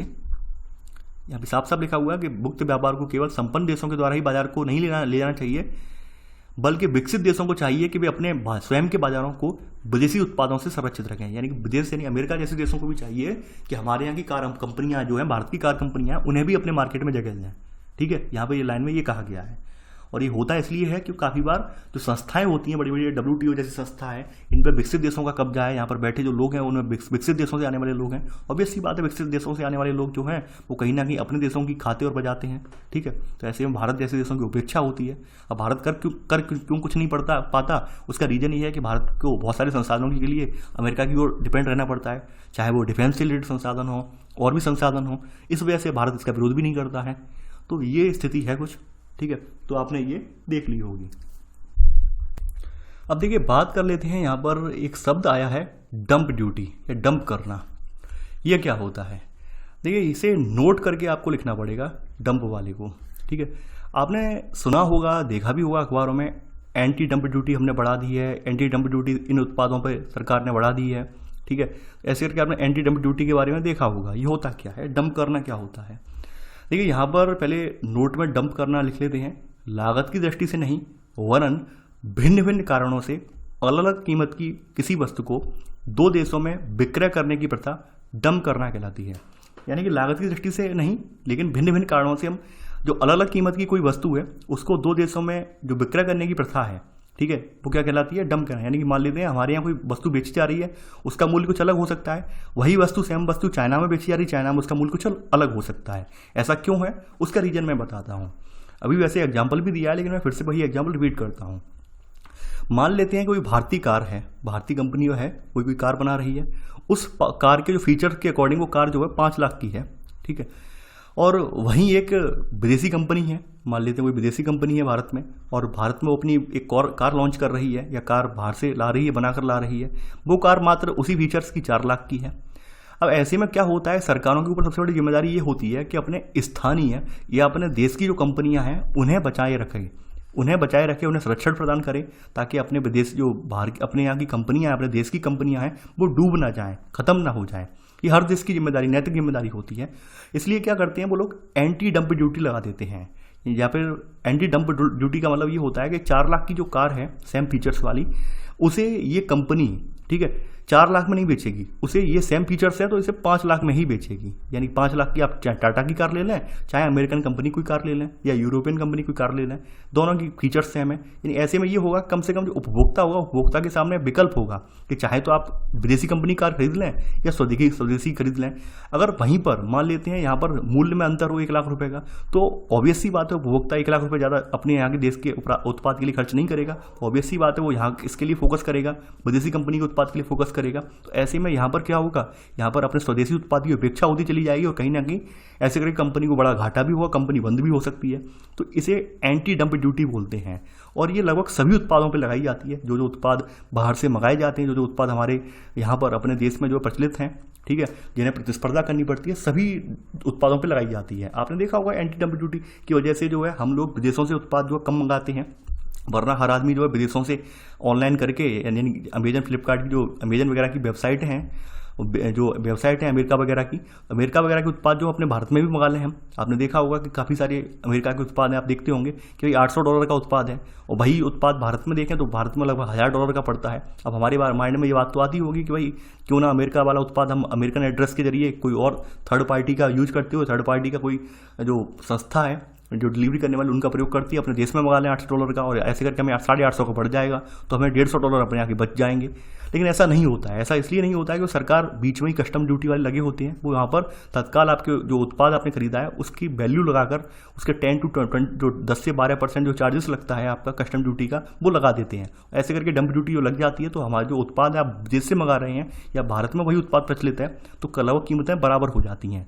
वरना अगर एंटी डंप ड्यूटी न लगाई जाए तो यही होगा कि लोग सस्ते उत्पादों की ओर उन्मुख होंगे, और भारतीय उत्पादों की या फिर हमारे जो उत्पाद हैं मार्केट में प्रतिस्पर्धा नहीं कर पा रहे हैं या टिक नहीं पा रहे हैं, वो बिल्कुल खत्म हो जाएंगे। तो इसलिए एंटी डंप ड्यूटी का प्रचलन बढ़ा हुआ है। आगे बढ़ते हैं यहाँ पर। अब देखिए अगली हेडिंग आपकी जो है ये है यहाँ पर आपका विश्व व्यापार संगठन, वर्ल्ड ट्रेड ऑर्गेनाइजेशन। ये कैसे अस्तित्व में आया इसके बारे में बताई जा रही है बात, कैसे कैसे ये बना है, अस्तित्व में आया है आपका। तो यहाँ पर बताया गया है कि 1948 में विश्व को उच्च सीमा शुल्क और विभिन्न प्रकार की अन्य बाधाओं से मुक्त करने के लिए कुछ देशों के द्वारा general agreement on trade and tariff का गठन किया गया। यानी कुछ देशों ने क्या किया गया था कि उस समय बहुत ज़्यादा सीमा शुल्क लगते थे, बहुत तमाम तरह की बाधाएं होती थी, तमाम जगह माल पहुंचने के लिए या फिर माल सप्लाई में बहुत ज़्यादा दिक्कतें होती थी, बहुत ज़्यादा वेरिएशंस आते हैं थे। तो उन सब बाधाओं को दूर करने के लिए एक समझौता किया गया, general agreement on tariff and trade, ठीक है। लेकिन 1994 में देशों ने ये डिसाइड किया कि भाई इसे जो है एक स्थायी संस्था के रूप में परिणत कर लें। यानी अभी हम कुछ 10-12 देश मिलकर कर रहे हैं, गेट वाला समझौता 10-12 देशों के मध्य चल रहा है, क्यों ना इसे बढ़ाकर हम विश्व के लगभग अधिकांश देशों को इसकी जद में लें, यानी बड़ी बड़ी अर्थव्यवस्थाओं को इसकी जो है अंदर ले लें। तो इसके लिए इन्होंने एक स्थायी संस्था बनाने का भी फैसला लिया है। तो 1994 में, इसी में सब पॉइंट, 1994 में सदस्य देशों द्वारा राष्ट्रों के बीच मुक्त और निष्पक्ष व्यापार को प्रोन्नत करने के लिए एक स्थायी संस्था का निर्माण का निश्चय किया गया। इसी में सब पॉइंट जनवरी 1995 से गेट को WTO में रूपांतरित कर दिया गया। तो ऐसे करके आप देख पा रहे हैं जो गेट है वो WTO में यानी वर्ल्ड ट्रेड ऑर्गेनाइजेशन में रूपांतरित हो गया है। अब देखिए WTO का रोल क्या है। WTO का रोल वही है कि भाई अंतर्राष्ट्रीय व्यापार के जो है नियम कानून बनाता है, कैसे कैसे हमें संचालन होना है हमारा। तो यहाँ पर आप लिखेंगे इसमें सेकंड पॉइंट कि विश्व व्यापार संगठन एकमात्र ऐसा अंतर्राष्ट्रीय संगठन है जो राष्ट्रों के मध्य वैश्विक नियमों का व्यवहार करता है। आगे बढ़ते हैं। अब देखिए यहाँ पर इसके सदस्य देश जो जो होते हैं इनके मध्य निपटारा करने का काम भी यही होता है, यही करता है। इसके अलावा ये विश्व के जो तमाम व्यापार संगठन हैं इन्हें दूर संचार, बैंकिंग जैसी अन्य सुविधाएं और अन्य प्रकार की जो हैं यहाँ पर विषय हैं, जैसे बौद्धिक संपदा वगैरह है, इंटेलेक्चुअल प्रॉपर्टी वगैरह के अधिकार हैं, इनके कार्यों पर भी, इन सब पर भी जो है अपने कार्यों में से सम्मिलित करता है इन्हें, ठीक है। ये लिख लेना आप। यानी कि ये आप देख रहे होंगे तमाम तरह की तृतीयक सेवाएं हैं, तृतीयक सेवाएं जिसमें आती तृतीयक चतुर्थ लेवल की सेवाएं आती हैं, ये भी इसके कार्य क्षेत्र में आती हैं। अब देखिए इसका जो मुख्यालय है वर्तमान में, अगला पॉइंट, थर्ड पॉइंट पहले लिख लेते हैं। इसका मुख्यालय जो है वो जिनेवा स्विट्जरलैंड में है। वहीं सन 2016 में देखिए अभी भी 164 देश इसके व्यापारिक जो है यहाँ पर सदस्य हैं, ठीक है। और बात करें भारत जो है इसके संगठन के संस्थापक सदस्यों में से एक रहा है भारत, ये पूछा जाता है। तो ये तो WTO के बारे में जानकारी थी। अब देखिए होता क्या है, अब आपके माइंड में बहुत सारी चीज़ें आ रही होंगी, कूद रही होंगी कि ऐसा क्यों नहीं होता है कि हम जो पाकिस्तान से बिल्कुल व्यापार बंद कर दें या चाइना से बिल्कुल व्यापार बंद कर दें, ऐसा क्यों नहीं होता है। ऐसा इसलिए नहीं होता है क्योंकि हम लोग इस समझौते में हस्ताक्षर करता है, विश्व व्यापार संगठन के हम भी एक सदस्य देश हैं। अब अगर हम इससे अलग हो जाएंगे तो ये होगा कि भाई हमारा उत्पाद जो है किसी अन्य देश में बिल्कुल जा ही नहीं पाएगा और ना ही हम किसी देश से कुछ खरीद पाएंगे। तो मजबूरी ये होती है कि हमें अपने अपने उत्पादों के लिए विभिन्न देशों के उत्पादों के लिए अपने देश के दरवाजे खोलने पड़ते हैं, क्योंकि हमें अंतर्राष्ट्रीय नियमों का पालन करना पड़ेगा। वही बात है, अगर हम इससे अलग हो जाएं तो ऑब्वियस सी बात है अभी जितना हमारा पाकिस्तान से व्यापार नहीं हो रहा है उससे ज़्यादा व्यापार का नुकसान हमारा हो जाएगा। तो इन सब बातों को ध्यान में रखते हुए हमें अपने यहाँ के दरवाजे व्यापार की दृष्टि से बंद नहीं करने पड़ते हैं, खोलने पड़ते हैं, क्योंकि हमें जो अंतर्राष्ट्रीय नियम है इनके अकॉर्डिंग चलना पड़ता है। जो व्यापार के नियम हैं, जिस संस्थाओं से जुड़े हुए हैं, जिनके जरिए हमारा व्यापार हो रहा है, उनको हमें मानना पड़ता है। हमारे कोई भी डिस्प्यूट हो, हमारे कोई भी मतभेद हो पाकिस्तान के साथ, चाइना के साथ, लेकिन हम उन सबको दरकिनार करते हुए जो अंतर्राष्ट्रीय स्तर पर व्यापार होता है उसे हम जारी रखते हैं। ये बात काफ़ी बार आपके माइंड में आती होगी, काफ़ी बार आप सोचते भी होंगे कि ऐसा है पाकिस्तान तो हर बार हरकत करता है, हर बार बॉर्डर पर फायरिंग होती है, तो व्यापार पूरी तरह से बंद क्यों नहीं कर रहे हैं? तो पूरी तरह से बंद इसीलिए नहीं होता है व्यापार, क्योंकि हम लोग भी WTO से जुड़े हुए हैं। अलग होने का मतलब ये है कि हमारा व्यापार जो अन्य देशों के साथ होगा, हो सकता है WTO प्रतिबंध लगा दे भारत पर, प्रतिबंध जैसे ईरान वगैरह पे लगाया गया था प्रतिबंध, तो आप देख सकते हैं ईरान इराक वगैरह पर कि कैसे वहाँ की अर्थव्यवस्थाएं चौपट हो गई पूरी तरह से। तो इस वजह से हम लोगों को मजबूरी हमारी जो होती है कि हमें अपना उत्पाद भी बेचना है, विदेशों से सामान भी मंगाना है, तो ऐसे में हम केवल और केवल आइसोलेट अर्थव्यवस्था बनकर नहीं रह सकते हैं, यानी कि बिल्कुल एकाकी अर्थव्यवस्था बनकर हम नहीं रह सकते हैं। हमें सम्मिलित रूप से चलना पड़ेगा। हमारे जो भी मतभेद हों उन्हें तो अलग निपटाएंगे ही, लेकिन अर्थव्यवस्था का डेवलप होना भी जरूरी है, ठीक है। इसलिए हम लोग जो है व्यापार अबाध रूप से हमारा जारी रहता है। ये बात आप समझ गए होंगे आई होप। अब देखिए यहाँ पर भी वही बात निकल के आई है कि भाई जो ग्लोबलाइजेशन वाला हो रहा है, WTO पक्षपात करता है, यानी मुक्त व्यापार आम लोगों के जीवन को अधिक संपन्न नहीं बनाता है। धनी देश और धनी हो रहे हैं और गरीब और अमीर के बीच की खाई बढ़ती जा रही है, हकीकत बात है। यानी कि यहाँ पर बताया गया है क्योंकि जो WTO में प्रभावशाली राष्ट्रों का यहाँ पे वर्चस्व है, तो ज़्यादातर जो योजनाएं बनती हैं जो प्रभावशाली राष्ट्रों का यहाँ पे वर्चस्व होता है उनके हितों को ध्यान में रखते हुए बनती हैं। यानी मान लेते हैं कि भाई यहाँ पर डेवलप्ड कंट्री के लोग सब WTO में बैठे हैं, तो वो ऐसे मुद्दे ही लेकर आते हैं, ऐसे नियम ही बनाते हैं जो उनके फेवर में हों। वो ऐसे नियम क्यों बनाएंगे जो उनके फेवर में ना हो? तो काफ़ी बार क्या होता है, WTO की जो योजनाएं या नियम है वो सभी पर एक समान लागू नहीं होते हैं। उसका खामियाजा ये भी भुगतना पड़ता है कि तमाम देशों में असमानता देखने को मिलती है आपको व्यापार में, या फिर टैक्स वगैरह में असमानता देखने को मिलती है, जैसे मैंने एग्जाम्पल बताया था। लेकिन मजबूरी यही है कि वैश्विक जो अर्थव्यवस्था है, यानी ग्लोबलाइजेशन के दौर में हम दुनिया से अछूते नहीं रह सकते, दुनिया से कटकर नहीं रह सकते, दुनिया से अलग नहीं रह सकते हैं। हमें जुड़ना पड़ेगा, चाहे इंटरनेट को लेकर जुड़ना पड़े किसी ना किसी, क्योंकि हम जुड़े हुए हैं, इंटरकनेक्टेड हैं। ऐसे में हम आइसोलेट होकर नहीं रह सकते हैं, बिल्कुल अलग हो जाए, अपने आप को अलग थलग कर लें, तो ये ऐसे भी काम नहीं चलेगा। आपने देखा होगा कि कितना कोल्ड वार चला अमेरिका और रसिया के मध्य, फिर भी दोनों जो है व्यापार के क्षेत्र में हर जगह जो है साथ साथ हैं, ठीक है। ये कोल्ड वार भी रहा, सब कुछ रहा, और तो ये सब इसके बावजूद भी वो लोग साथ साथ व्यापार कर रहे हैं। तो व्यापार का मतलब यही होता है, क्योंकि हमें अलग थलग नहीं करना है। अलग थलग करने का मतलब है हम अर्थव्यवस्था हमारी चौपट हो जाएगी। अगली हेडिंग है आपकी प्रादेशिक व्यापार समूह, यानी कि आपके कुछ ऐसे समूह होते हैं जो प्रदेश वाइज कार्य करते हैं, यानी कि आपके क्षेत्रीय समूह जिन्हें बोलते हैं हम, प्रदेश वाइज समूह, क्षेत्रीय समूह जो होते हैं जिनमें हम व्यापार करते हैं। तो उन समूहों की बात यहाँ पर हो रही है, ये क्षेत्रीय समूहों की यहाँ पर बात की जा रही है कि कौन कौन से क्षेत्रीय समूह हैं। तो यहाँ पर हम बात कर लें यहाँ पर प्रादेशिक व्यापार की। तो प्रादेशिक व्यापार समूह व्यापार की मदों में भौगोलिक समीप्य, समरूपता और पूरकता के साथ देशों के मध्य व्यापार को बढ़ाने और विकासशील देशों के व्यापार पर लगे प्रतिबंध को हटाने के लिए उद्देश्य से ये अस्तित्व में आए हैं। ये आप लिख लेना पहला पॉइंट, ठीक है। और अगर हम बात करें आज, तो आज लगभग 120 प्रादेशिक व्यापार समूह हैं और विश्व का लगभग 52% व्यापार इन्हीं के हाथों में, यानी यही जनन करते हैं, यानी कि अपने अपने प्रदेश के समूह हैं। जैसे हम मान लेते हैं कि हमारे जो दक्षिण एशिया के देश हैं, लगभग जो 7-8 देश हैं, हम उनके मध्य एक आबाद रूप से व्यापार कर रहे हैं, तो हमने एक क्षेत्रीय समूह बना लिया, ठीक है। दक्षिण पूर्व एशिया के कुछ व्यापारिक देशों के साथ समूह बना, आसियान बना हुआ है हमारा।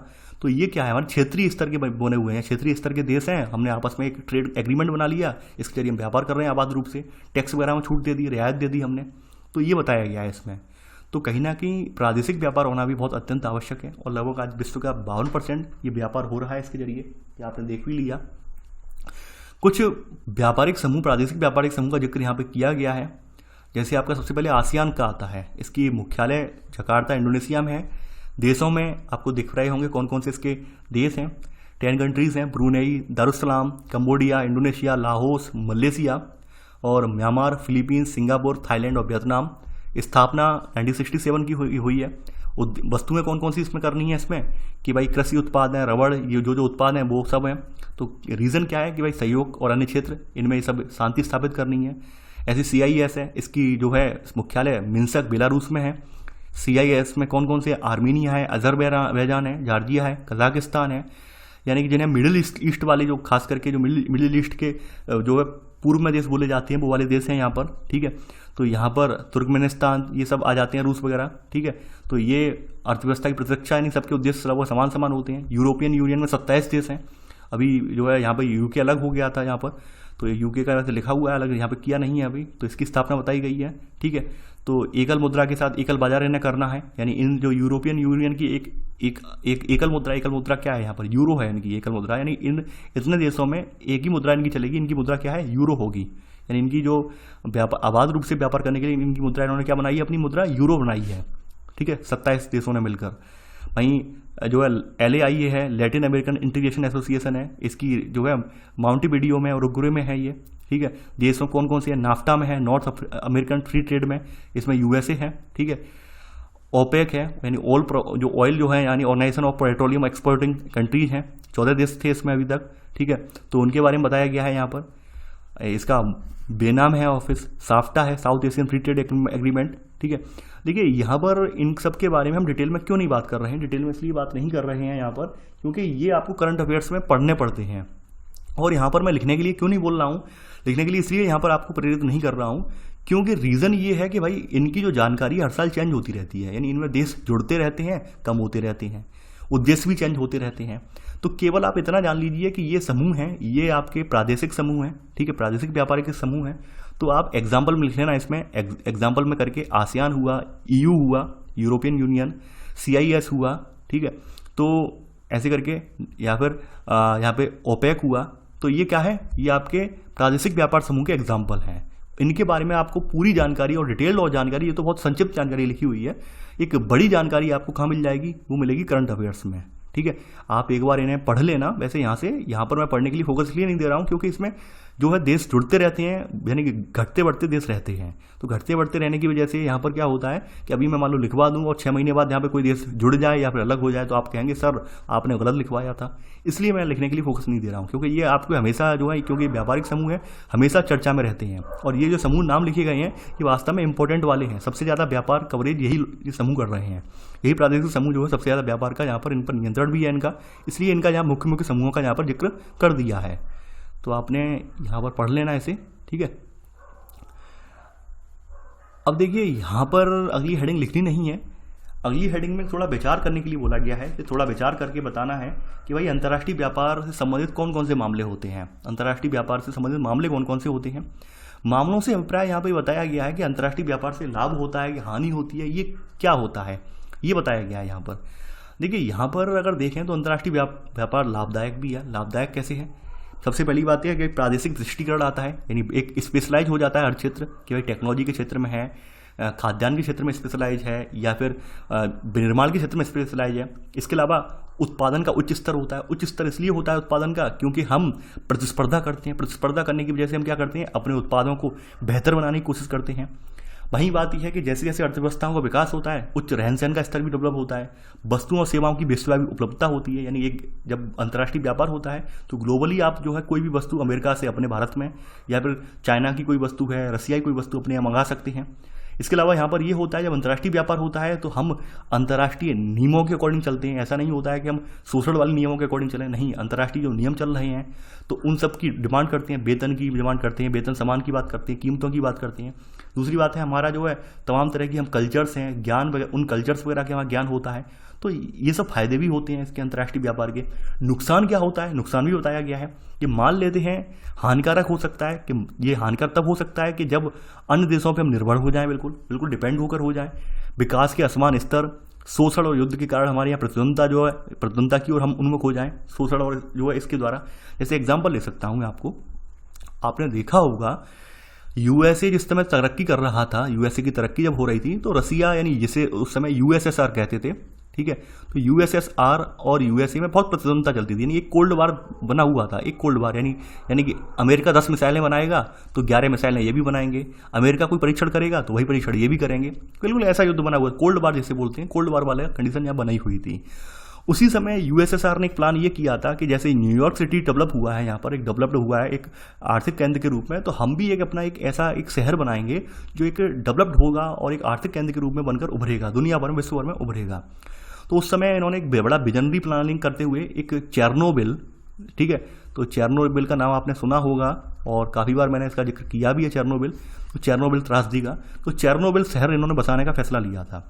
तो चेरनोबिल जो शहर था, जो कि प्रिपयात रिवर के किनारे बसाया जा रहा था, ये इतना आधुनिक शहर था उस समय का कि इस शहर की जो बिजली व्यवस्था थी वो जो यूरेनियम जो आपका संयंत्र होता है, यानी कि जो न्यूक्लियर पावर रिएक्टर है, उसके जरिए उसकी बिजली की व्यवस्था थी।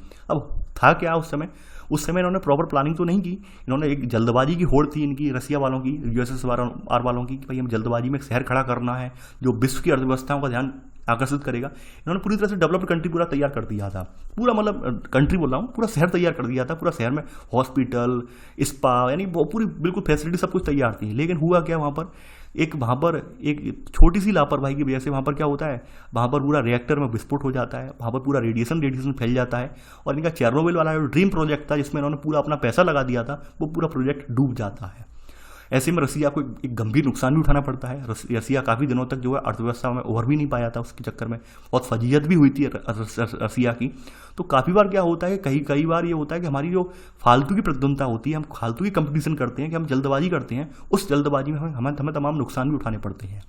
अगर आज की डेट में अगर आप यूट्यूब पर जाकर चेरनोबिल सिटी का अगर वीडियो देखें, आपको समझ में आ जाएगा कितना संपन्न उस समय, यानी 1987 से पहले कितना संपन्न इसे डेवलप किया होगा, कितना प्लानिंग करके डेवलप किया होगा। लेकिन एक छोटी सी गलती ने पूरे शहर को यहाँ पर मिट्टी में मिला दिया। पूरा प्रोजेक्ट जो था ड्रीम प्रोजेक्ट, उसे मिट्टी में मिला दिया।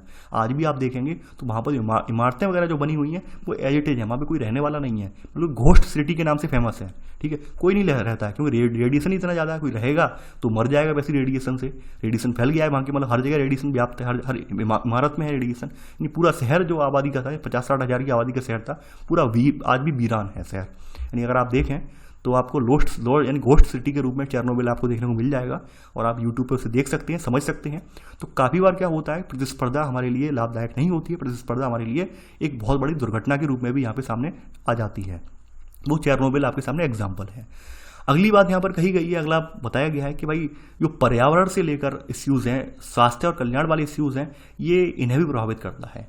ये क्यों करता है, इसका रीज़न मैं बता रहा हूँ आपको, कि जो आर्थिक विकास की होड़ में तमाम देश क्या करते हैं, तमाम विकासशील देश ये करते हैं कि भाई हमारे यहाँ जो संसाधन मौजूद हैं तो उन्हें हम ज़्यादा से ज़्यादा निकालें, ज़्यादा से ज़्यादा उनका खनन करें। हमें नहीं मतलब है कि हमारे यहाँ की लेबर मरे, वर्कर मरे, या हमारे यहाँ पर्यावरण दूषित, तो हमें कोई फ़र्क नहीं पड़ता, बस हमें कमाई होनी चाहिए।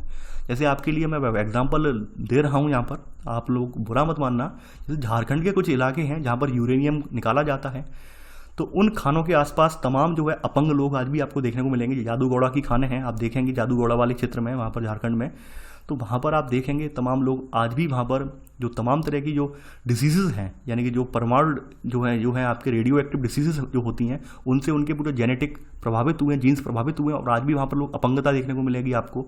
बहुत बुरी तरह से प्रभावित हैं लोग, लेकिन फिर भी सरकार रोकेगी नहीं। सरकार रोकेगी इसलिए नहीं, जो सरकार का पूरा अर्थव्यवस्था का सवाल है। तो ऐसे में विकासशील देशों में यही होता है कि विकासशील देशों में पर्यावरण से बहुत सारा खिलवाड़ होता है। शुरुआत में बहुत सारा खिलवाड़ होता है, संसाधनों को नष्ट करते हैं हम लोग, और संसाधनों के पुनर्भरण की दर बहुत कम होती है, ये बात आप जानते हैं।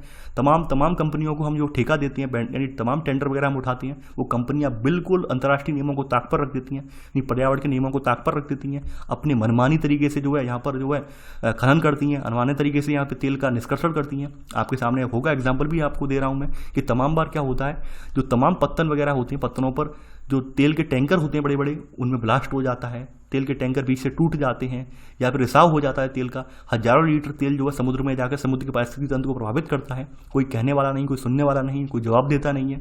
क्यों क्या है, क्यों? रीज़न यही है कि भाई सब वो विकासशील देश पैसे कमाने की होड़ में लगे हुए हैं, कोई पर्यावरण के प्रति सचेत नहीं है। तो काफ़ी बार हमें यहाँ पर जो अंतर्राष्ट्रीय हमारा व्यापार है, ये सरदर्द भी बनता है। अंतर्राष्ट्रीय व्यापार हर बार फायदे का सौदा नहीं रहता है, इसके दोनों एस्पेक्ट हैं, पॉजिटिव एस्पेक्ट भी हैं, नेगेटिव एस्पेक्ट भी हैं। देखिए, अगर मेरे पॉइंट ऑफ व्यू से अगर आप माने तो आप लिख लेंगे तो बेटर रहेगा।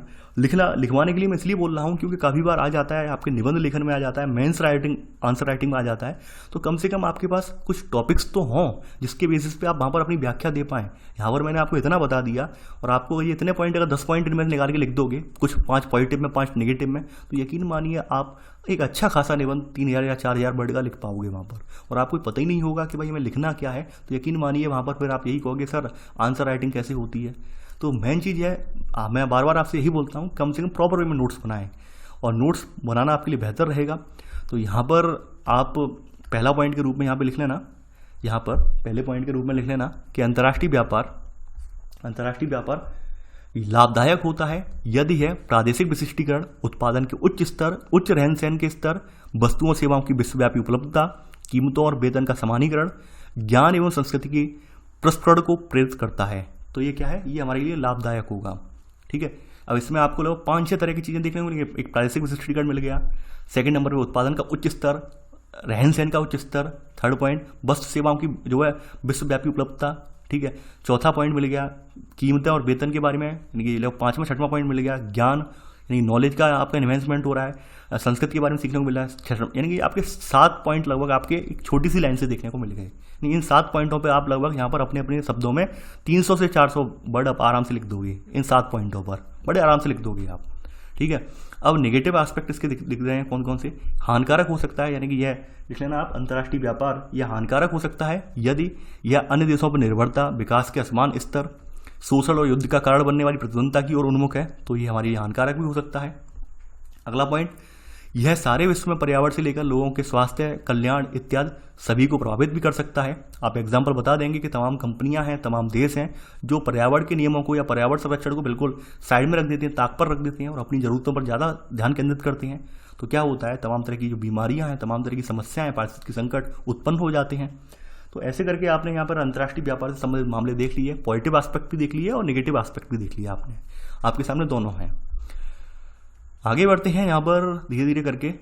अब देखिए, अंतर्राष्ट्रीय व्यापार के प्रवेश द्वार, ये आपकी आखिरी हेडिंग है और आखिरी हेडिंग के साथ साथ हम इसे पूरा कवर करेंगे।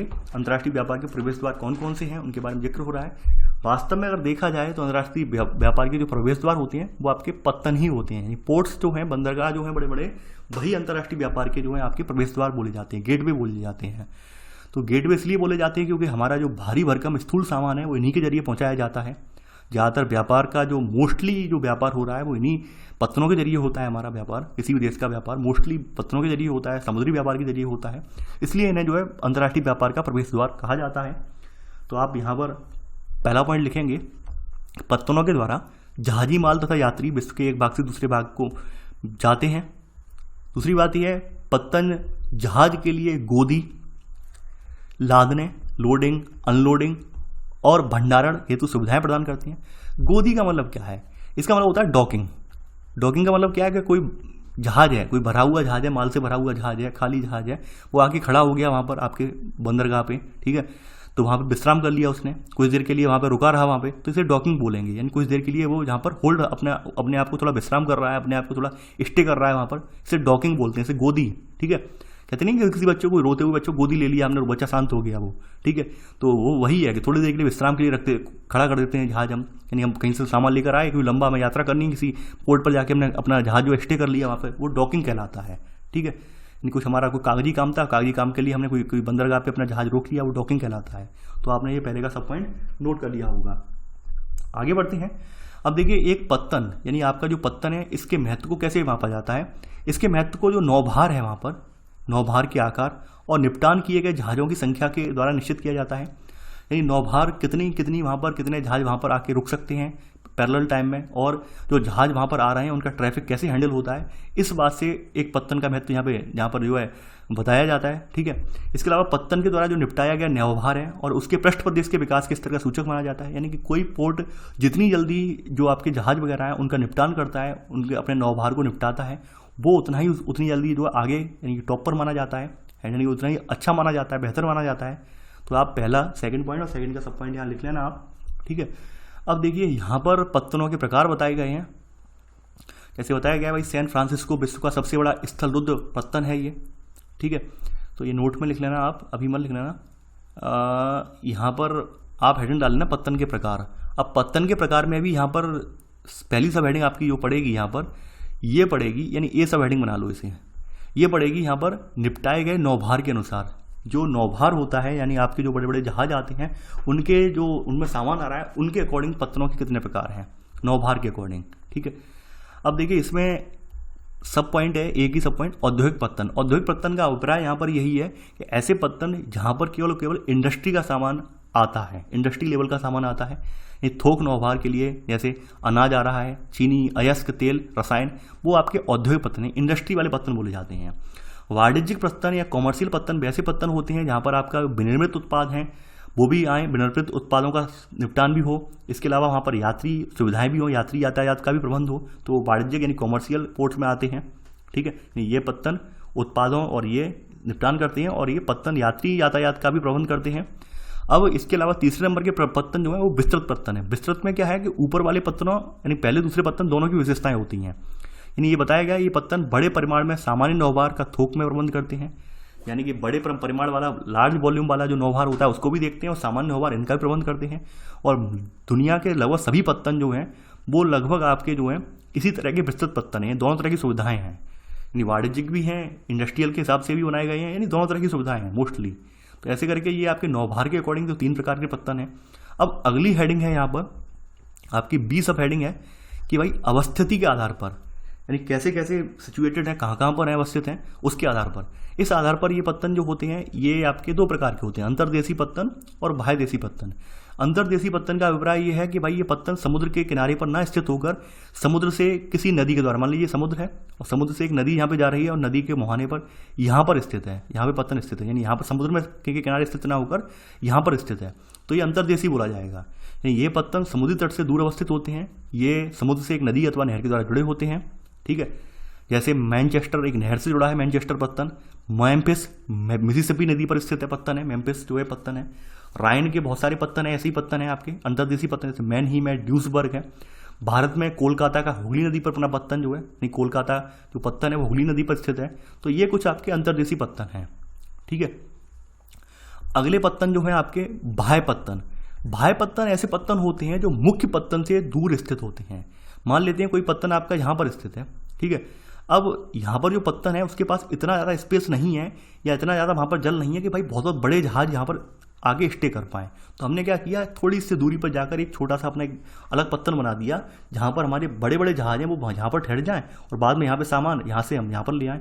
ठीक है, तो यहाँ पे बताया गया है कि भाई ये गहरे जल के पत्तन हैं जो वास्तविक पत्तन से दूर बने होते हैं, यानी जो इनका जो मुख्य पत्तन है उससे दूर बनाए जाते हैं बाह्य पत्तन। ठीक है, काम क्या है इनका, यानी कि यहाँ पर ये उन जहाज़ों को अपने बड़े आकार के कारण उन तक पहुँचने में अक्षम है। देखिए यहाँ पर इन्होंने जो कन्वर्ट किया है ये गूगल से किया है, मैं बोल दे रहा हूँ। यहाँ पर आप देखेंगे कि भाई गूगल ट्रांसलेटर में कभी कभी यही होता है, अंग्रेजी डालते हैं उसकी हिंदी ऊट पटांग रूप से बनती है, यानी शब्द जुड़ नहीं पाते हैं, शब्दों का जो फ्लो है तालमेल है वो बैठ नहीं पाता है। तो यहाँ पर बताया गया है कि ये उन जहाज़ों को रोक देते हैं, यहाँ आप ऐसे लिख लेना है इसमें, इसी में सब पॉइंट करके, ठीक है, ये ऐसे लिख लेना है यहाँ पर, यह बड़े आकार के जहाज़ों को ग्रहण करके पैतृक पत्तनों को सेवाएं प्रदान करते हैं। यानी ये क्या करते हैं, बड़े आकार के जहाज को पहले ही रोक लेते हैं, जिससे कि आपके जो पैतृक पत्तन है जिस पत्तन के आगे बनाए गए हैं, ठीक है, तो उसको ऐसे सेवाएं प्रदान करते हैं ताकि इसका जो नौभार है वो कम रहे, यहाँ पे ट्रैफिक ज़्यादा ना हो। ठीक है, जैसे आपका एथेंस और यूनान के बाह्य पत्तन के रूप में प्रियस है। ठीक है, ये लिख लेना आप एग्जाम्पल के तौर पर। अब कुछ पत्तन होते हैं विशिष्टीकृत कार्यकलापों के आधार पर। थर्ड सब हेडिंग आपकी जो है सी सब हेडिंग, देखिए विशिष्टीकृत पत्तन का मतलब है कि भाई ये विशिष्ट उसी काम के लिए है। जैसे आपका यहाँ पर है तेल पत्तन है, इसी में तेल पत्तन का मतलब ऑयल वाला, तो इसमें कुछ टैंकर पत्तन होते हैं, टैंकर का मतलब यहाँ पे तेल रिजर्व कर किया जा सकता है। कुछ रिफाइनरी वगैरह होती हैं, यानी पोर्ट के सारे रिफाइनरी वगैरह लगी होती हैं, जैसे वेनेजुएला में माराकाइबो, ट्यूनिसिया में एस्कीरा, लेबनान में त्रिपोली टैंकर पत्तन है, यानी कि यहाँ पर टैंकर पत्तन के रूप में ये यहाँ पे तेल आके हम स्टोर कर सकते हैं इन पत्तनों पर। वहीं पर्सिया की खाड़ी पर जो आबादान है यहाँ पे रिफाइनरी पत्तन है। रिफाइनरी का मतलब ये है कि यहाँ पर कच्चा तेल लाकर यहाँ पर हम परिशोधित कर देते हैं उसे, यानी उसे जो है रिफाइन कर देते हैं और वहाँ से अन्य देशों के लिए भेज देते हैं। ठीक है, तो आपने देख लिया कुछ यहाँ पे टैंकर पत्तन है, कुछ यहाँ पर रिफाइनरी पत्तन है, तेल शोधन पत्तन है। ठीक है, अब अगला पत्तन है आपका इसी में सेकंड सब हेडिंग थर्ड में मार्ग पत्तन यानी विश्राम पत्तन। विश्राम पत्तन ये होते हैं कि यहाँ पर ये जो है ये मुख्य समुद्री मार्गों पर विश्राम केंद्र के रूप में विकसित हुए हैं, जहाँ पर जहाज जो है ईंधन के लिए, जल के लिए और खाद्य सामग्री के लिए अपना लंगर डाल देते हैं। जैसे अदन हुआ प्रशांत महासागर में, होनोलुलु हुआ, सिंगापुर, ये इसके उदाहरण है मार्ग पत्तन के या विश्राम पत्तन के, ये आप लिख लेना। आप आगे बढ़ते हैं पैकेज स्टेशन। पैकेज स्टेशन का मतलब होता है छोटे छोटे ये पत्तन हैं और अपने आस पड़ोस वाले पत्तन होते हैं। जैसे मान लीजिए एक देश का पत्तन यहाँ पर है और वहीं एक दूसरे देश का पत्तन है पास पड़ोस में, तो पार्सल हमें कोई भेजना है, पहले यहाँ इस पत्तन पे होल्ड हुआ, फिर यहाँ से इस पत्तन पे गया, इस पत्तन से उस देश में चला गया पार्सल। तो ये पैकेट स्टेशन के रूप में कार्य करते हैं, यानी फेरी पत्तन भी कहते हैं, फेरी के रूप में, ठीक है। तो इन्हें फेरी पत्तन के नाम से भी जाना जाता है। और ये पैकेट स्टेशन विशेष रूप से छोटी दूरियों को तय करते हैं और जलीय क्षेत्रों के आर पार डाक और यात्रियों के परिवहन से जुड़े हुए होते हैं, वही डाक सेवा की तरह होते हैं। जैसे आपने देखा होगा अमेजन, फ्लिपकार्ट वगैरह के जो है कोरियर सेंटर बना दिए गए हैं, एक दिल्ली में सेंटर बना दिया गया है, फिर आपके यूपी में आके मंडल स्तर पर सेंटर बना दिया गया है, फिर जिला स्तर पर बना दिया गया है। तो ये क्या पैकेट स्टेशन है कि पहले पैकेट यहाँ आएगा, फिर पैकेट आपका यहाँ आएगा, फिर यहाँ आएगा। तो वही जब दो देश होते हैं अगल बगल में और दोनों देश ज़्यादा दूरी नहीं रखते हैं, तो हमें अपनी डाक सेवा वगैरह या कुछ सामान भेजना होता है हमें, तो वहाँ पर हम पैकेट स्टेशन टाइप बना देते हैं। तो यहाँ पे बताया गया है इंग्लिश चैनल के आर पार इंग्लैंड में डोवर है और फ्रांस में कैलाइस पत्तन है, ये इसी तरह के पत्तन है, पैकेट स्टेशन के रूप में कार्य करते हैं पत्तन। आगे बढ़ते हैं, चौथा पत्तन है आपका आंत्रपोपत्तन। आंत्रपोपत्तन क्या है? देखिए यहाँ पर आंत्रपोपत्तन ऐसे पत्तन है जहाँ पर विभिन्न देशों से लाई हुई वस्तुएं जो है वो एकत्रित की जाती हैं, यानी कि जो विभिन्न देशों ने निर्यात की वस्तुएं हैं वो हम यहाँ पे एकत्रित कर लेते हैं और यहाँ से फिर हम अपने एरिया के विभिन्न भागों में भेजते हैं। जैसे सिंगापुर में क्या है कि एशिया के लिए जो जो वस्तुएं आती हैं बाहर से वो सिंगापुर में उतार ली जाती हैं, फिर सिंगापुर से वो वस्तुएं विभिन्न एशिया के विभिन्न देशों के लिए सप्लाई की जाती हैं। रोटरडम यूरोप के लिए ऐसी है, ठीक है। और कोपेनहेगन जो है वो बाल्टिक क्षेत्र है, बाल्टिक क्षेत्रों के लिए आंत्रपोपत्तन है। यानी कि मान लेते हैं कि भाई जैसे आपने देखा होगा, सुना भी होगा कि कुछ सेवाएं जैसे होती हैं हमारी डाक सेवाओं में कि हमारा ये पर्टिकुलर स्थान है, यहीं तक हम डाक सेवा देंगे, यहाँ से आके आपको खुद उठाना पड़ेगा। तो वैसे ये होता है कि अंदर छोटे छोटे समुद्र होते हैं, छोटे छोटे समुद्रों में छोटे छोटे सकरे रास्ते होते हैं, सकरे रास्तों में बड़े जहाज नहीं जा सकते हैं, तो बड़े जहाज का क्या करते हैं, एक बड़ा भारी स्टेशन जो होता है आंत्रपोपत्तन टाइप में, वहाँ पर अपना सामान उतार देते हैं। वहाँ पर उनके जो है सेंटर वगैरह या फिर वहाँ पर उनके जो है बने होते हैं, गोदाम टाइप बने होते हैं, वहाँ पर रखा रहता है और वहाँ से छोटे जहाज़ों में लादकर ये विभिन्न देशों के लिए सामान सप्लाई कर दिया जाता है। तो ऐसे पत्तन जहाँ पर जो विदेशों से सामान निर्यात करके इकट्ठा कर दिया जाता है वो आंत्रपोपत्तन कहलाते हैं, ठीक है। अब देखिए नौसेना पत्तन में आपके भारत के पत्तन है नौसेना पत्तन। ये पत्तन जो है युद्धक जहाज़ों को सेवाएं देते हैं, उनके लिए मरम्मतशालाएं यानी कि जो है मरम्मतशाला वगैरह चलती हैं यहाँ पर, जैसे कोच्चि और कारवाड़, ये भारत में ऐसे ही पत्तन है, नौसेना पत्तन है जो कि नौसेना इनका इस्तेमाल कर रही है। तो भाई ये तो था आज आपका वीडियो, आई होप आपको ये समझ में आया होगा। देखिए मैं आपको एक बहुत अच्छी बात बताने जा रहा हूँ। अच्छी बात ये है कि आप में से बहुत सारे लोगों का पॉजिटिव यहाँ पे आपको मैं देख रहा हूँ, पॉजिटिव आपका रिजल्ट देखने को मिल रहा है। आप में से बहुत सारे मैं यहाँ पे ऐसे अभ्यर्थी देख रहा हूँ जो दिल्ली में किसी न किसी कोचिंग कर रहे हैं और लगभग 1-1.25 साल तक कोचिंग करने के उपरांत भी वो मेरे नोट्स बना रहे हैं। मुझे बड़ा आश्चर्य हो रहा है कि सर, वो खुद बोलते हैं कि सर हम पहले कोचिंग हमने पढ़ रहे हैं, कोचिंग के बाद कोचिंग से हमारे क्वेश्चन सॉल्व नहीं हुए तो हमने आपके 1-2 वीडियो के नोट्स बनाए, उनसे देखा कि भाई क्वेश्चन सॉल्व हो रहे हैं। तो ऐसे मैंने कम से कम 15-20 अभ्यर्थी ऐसे यहाँ पे जो पॉइंट आउट किए हैं जो दिल्ली में कोचिंग लेने के बावजूद भी इस चैनल से नोट्स बना रहे हैं। यानी उन्हें समझ में आने लगा है कि हाँ जो यहाँ कंटेंट है, कंटेंट वाकई में मैं कंटेंट पर फोकस दे रहा हूँ। देखिए मैंने जो एक तरीका ईजाद किया, ये तरीका मैंने बहुत जगह घूमने के बाद ईजाद किया, क्योंकि सबसे बड़ी यूपीएससी में समस्या यही आ रही थी कि हमारे पास शब्द नहीं निकल रहे थे। यानी जो अभ्यर्थी है, नया अभ्यर्थी, उसे हमने कोई टॉपिक लिख दिया यहाँ पे एक लाइन डाल के, उसे आसान भाषा में समझा दिया, और आसान भाषा में समझा तो दिया लेकिन उसे मानक भाषा जो चाहिए, उसके पास जो शब्दकोश जो चाहिए उसे, वो शब्दकोश तो है ही नहीं। तो शब्दकोश कहाँ से डेवलप होगा? शब्दकोश डेवलप होगा जब आप पूरा किताब से उसे एक शब्द डिफाइन करेंगे, तब वो जान पाएगा कि भाई शब्द का अर्थ क्या है। मैंने तमाम अभ्यर्थी देखे थे पहले कि भाई किताब पढ़ लेते थे, नॉर्मली पढ़ते जा रहे हैं, उन्हें समझ में नहीं आ रहा है शब्द का मतलब क्या है, तो उन्हें काफ़ी बाधाएं भी होती थी। फिर बाद में कहते थे भाई ये प्रभावकारी हम आंसर नहीं लिख पा रहे हैं। तो इन बाधाओं को दूर करते हुए फिर मैंने यहाँ पर इस चीज़ पर फोकस किया और आपके सामने नोट्स भी हैं। और मैं आपसे फिर कहता हूँ कि ये नोट्स आप पढ़ लेंगे तो यूपीएससी के लिए सफिशिएंट है, आपको कोई किताब की जरूरत नहीं है। अगर आप मान लेते हैं, अगर आप ऑप्शनल के रूप में अगर रख रहे हैं जियोग्राफी, तो अलग बात है, आप स्टैंडर्ड बुक पढ़ लें, लेकिन मेरे हिसाब से अगर आप यही नोट्स अगर आप पढ़ेंगे अच्छे से, आपका प्री मेंस दोनों क्लियर हो जाएगा, ये मेरी गारंटी है, ठीक है। आप खुद यहाँ पे आप नोट्स बन जाएं, आप सवाल लगा के देखिए, आंसर प्रीलिम्स वाले सॉल्व कीजिए, मेंस वाले सॉल्व कीजिए, समझ में आ जाएगा। तो आई होप आपको ये लेक्चर समझ में आया होगा। देखिए आप लोग वीडियो को लाइक शेयर करते रहिए। तो आज के लिए बस इतना ही। Thanks for watching. जय हिंद।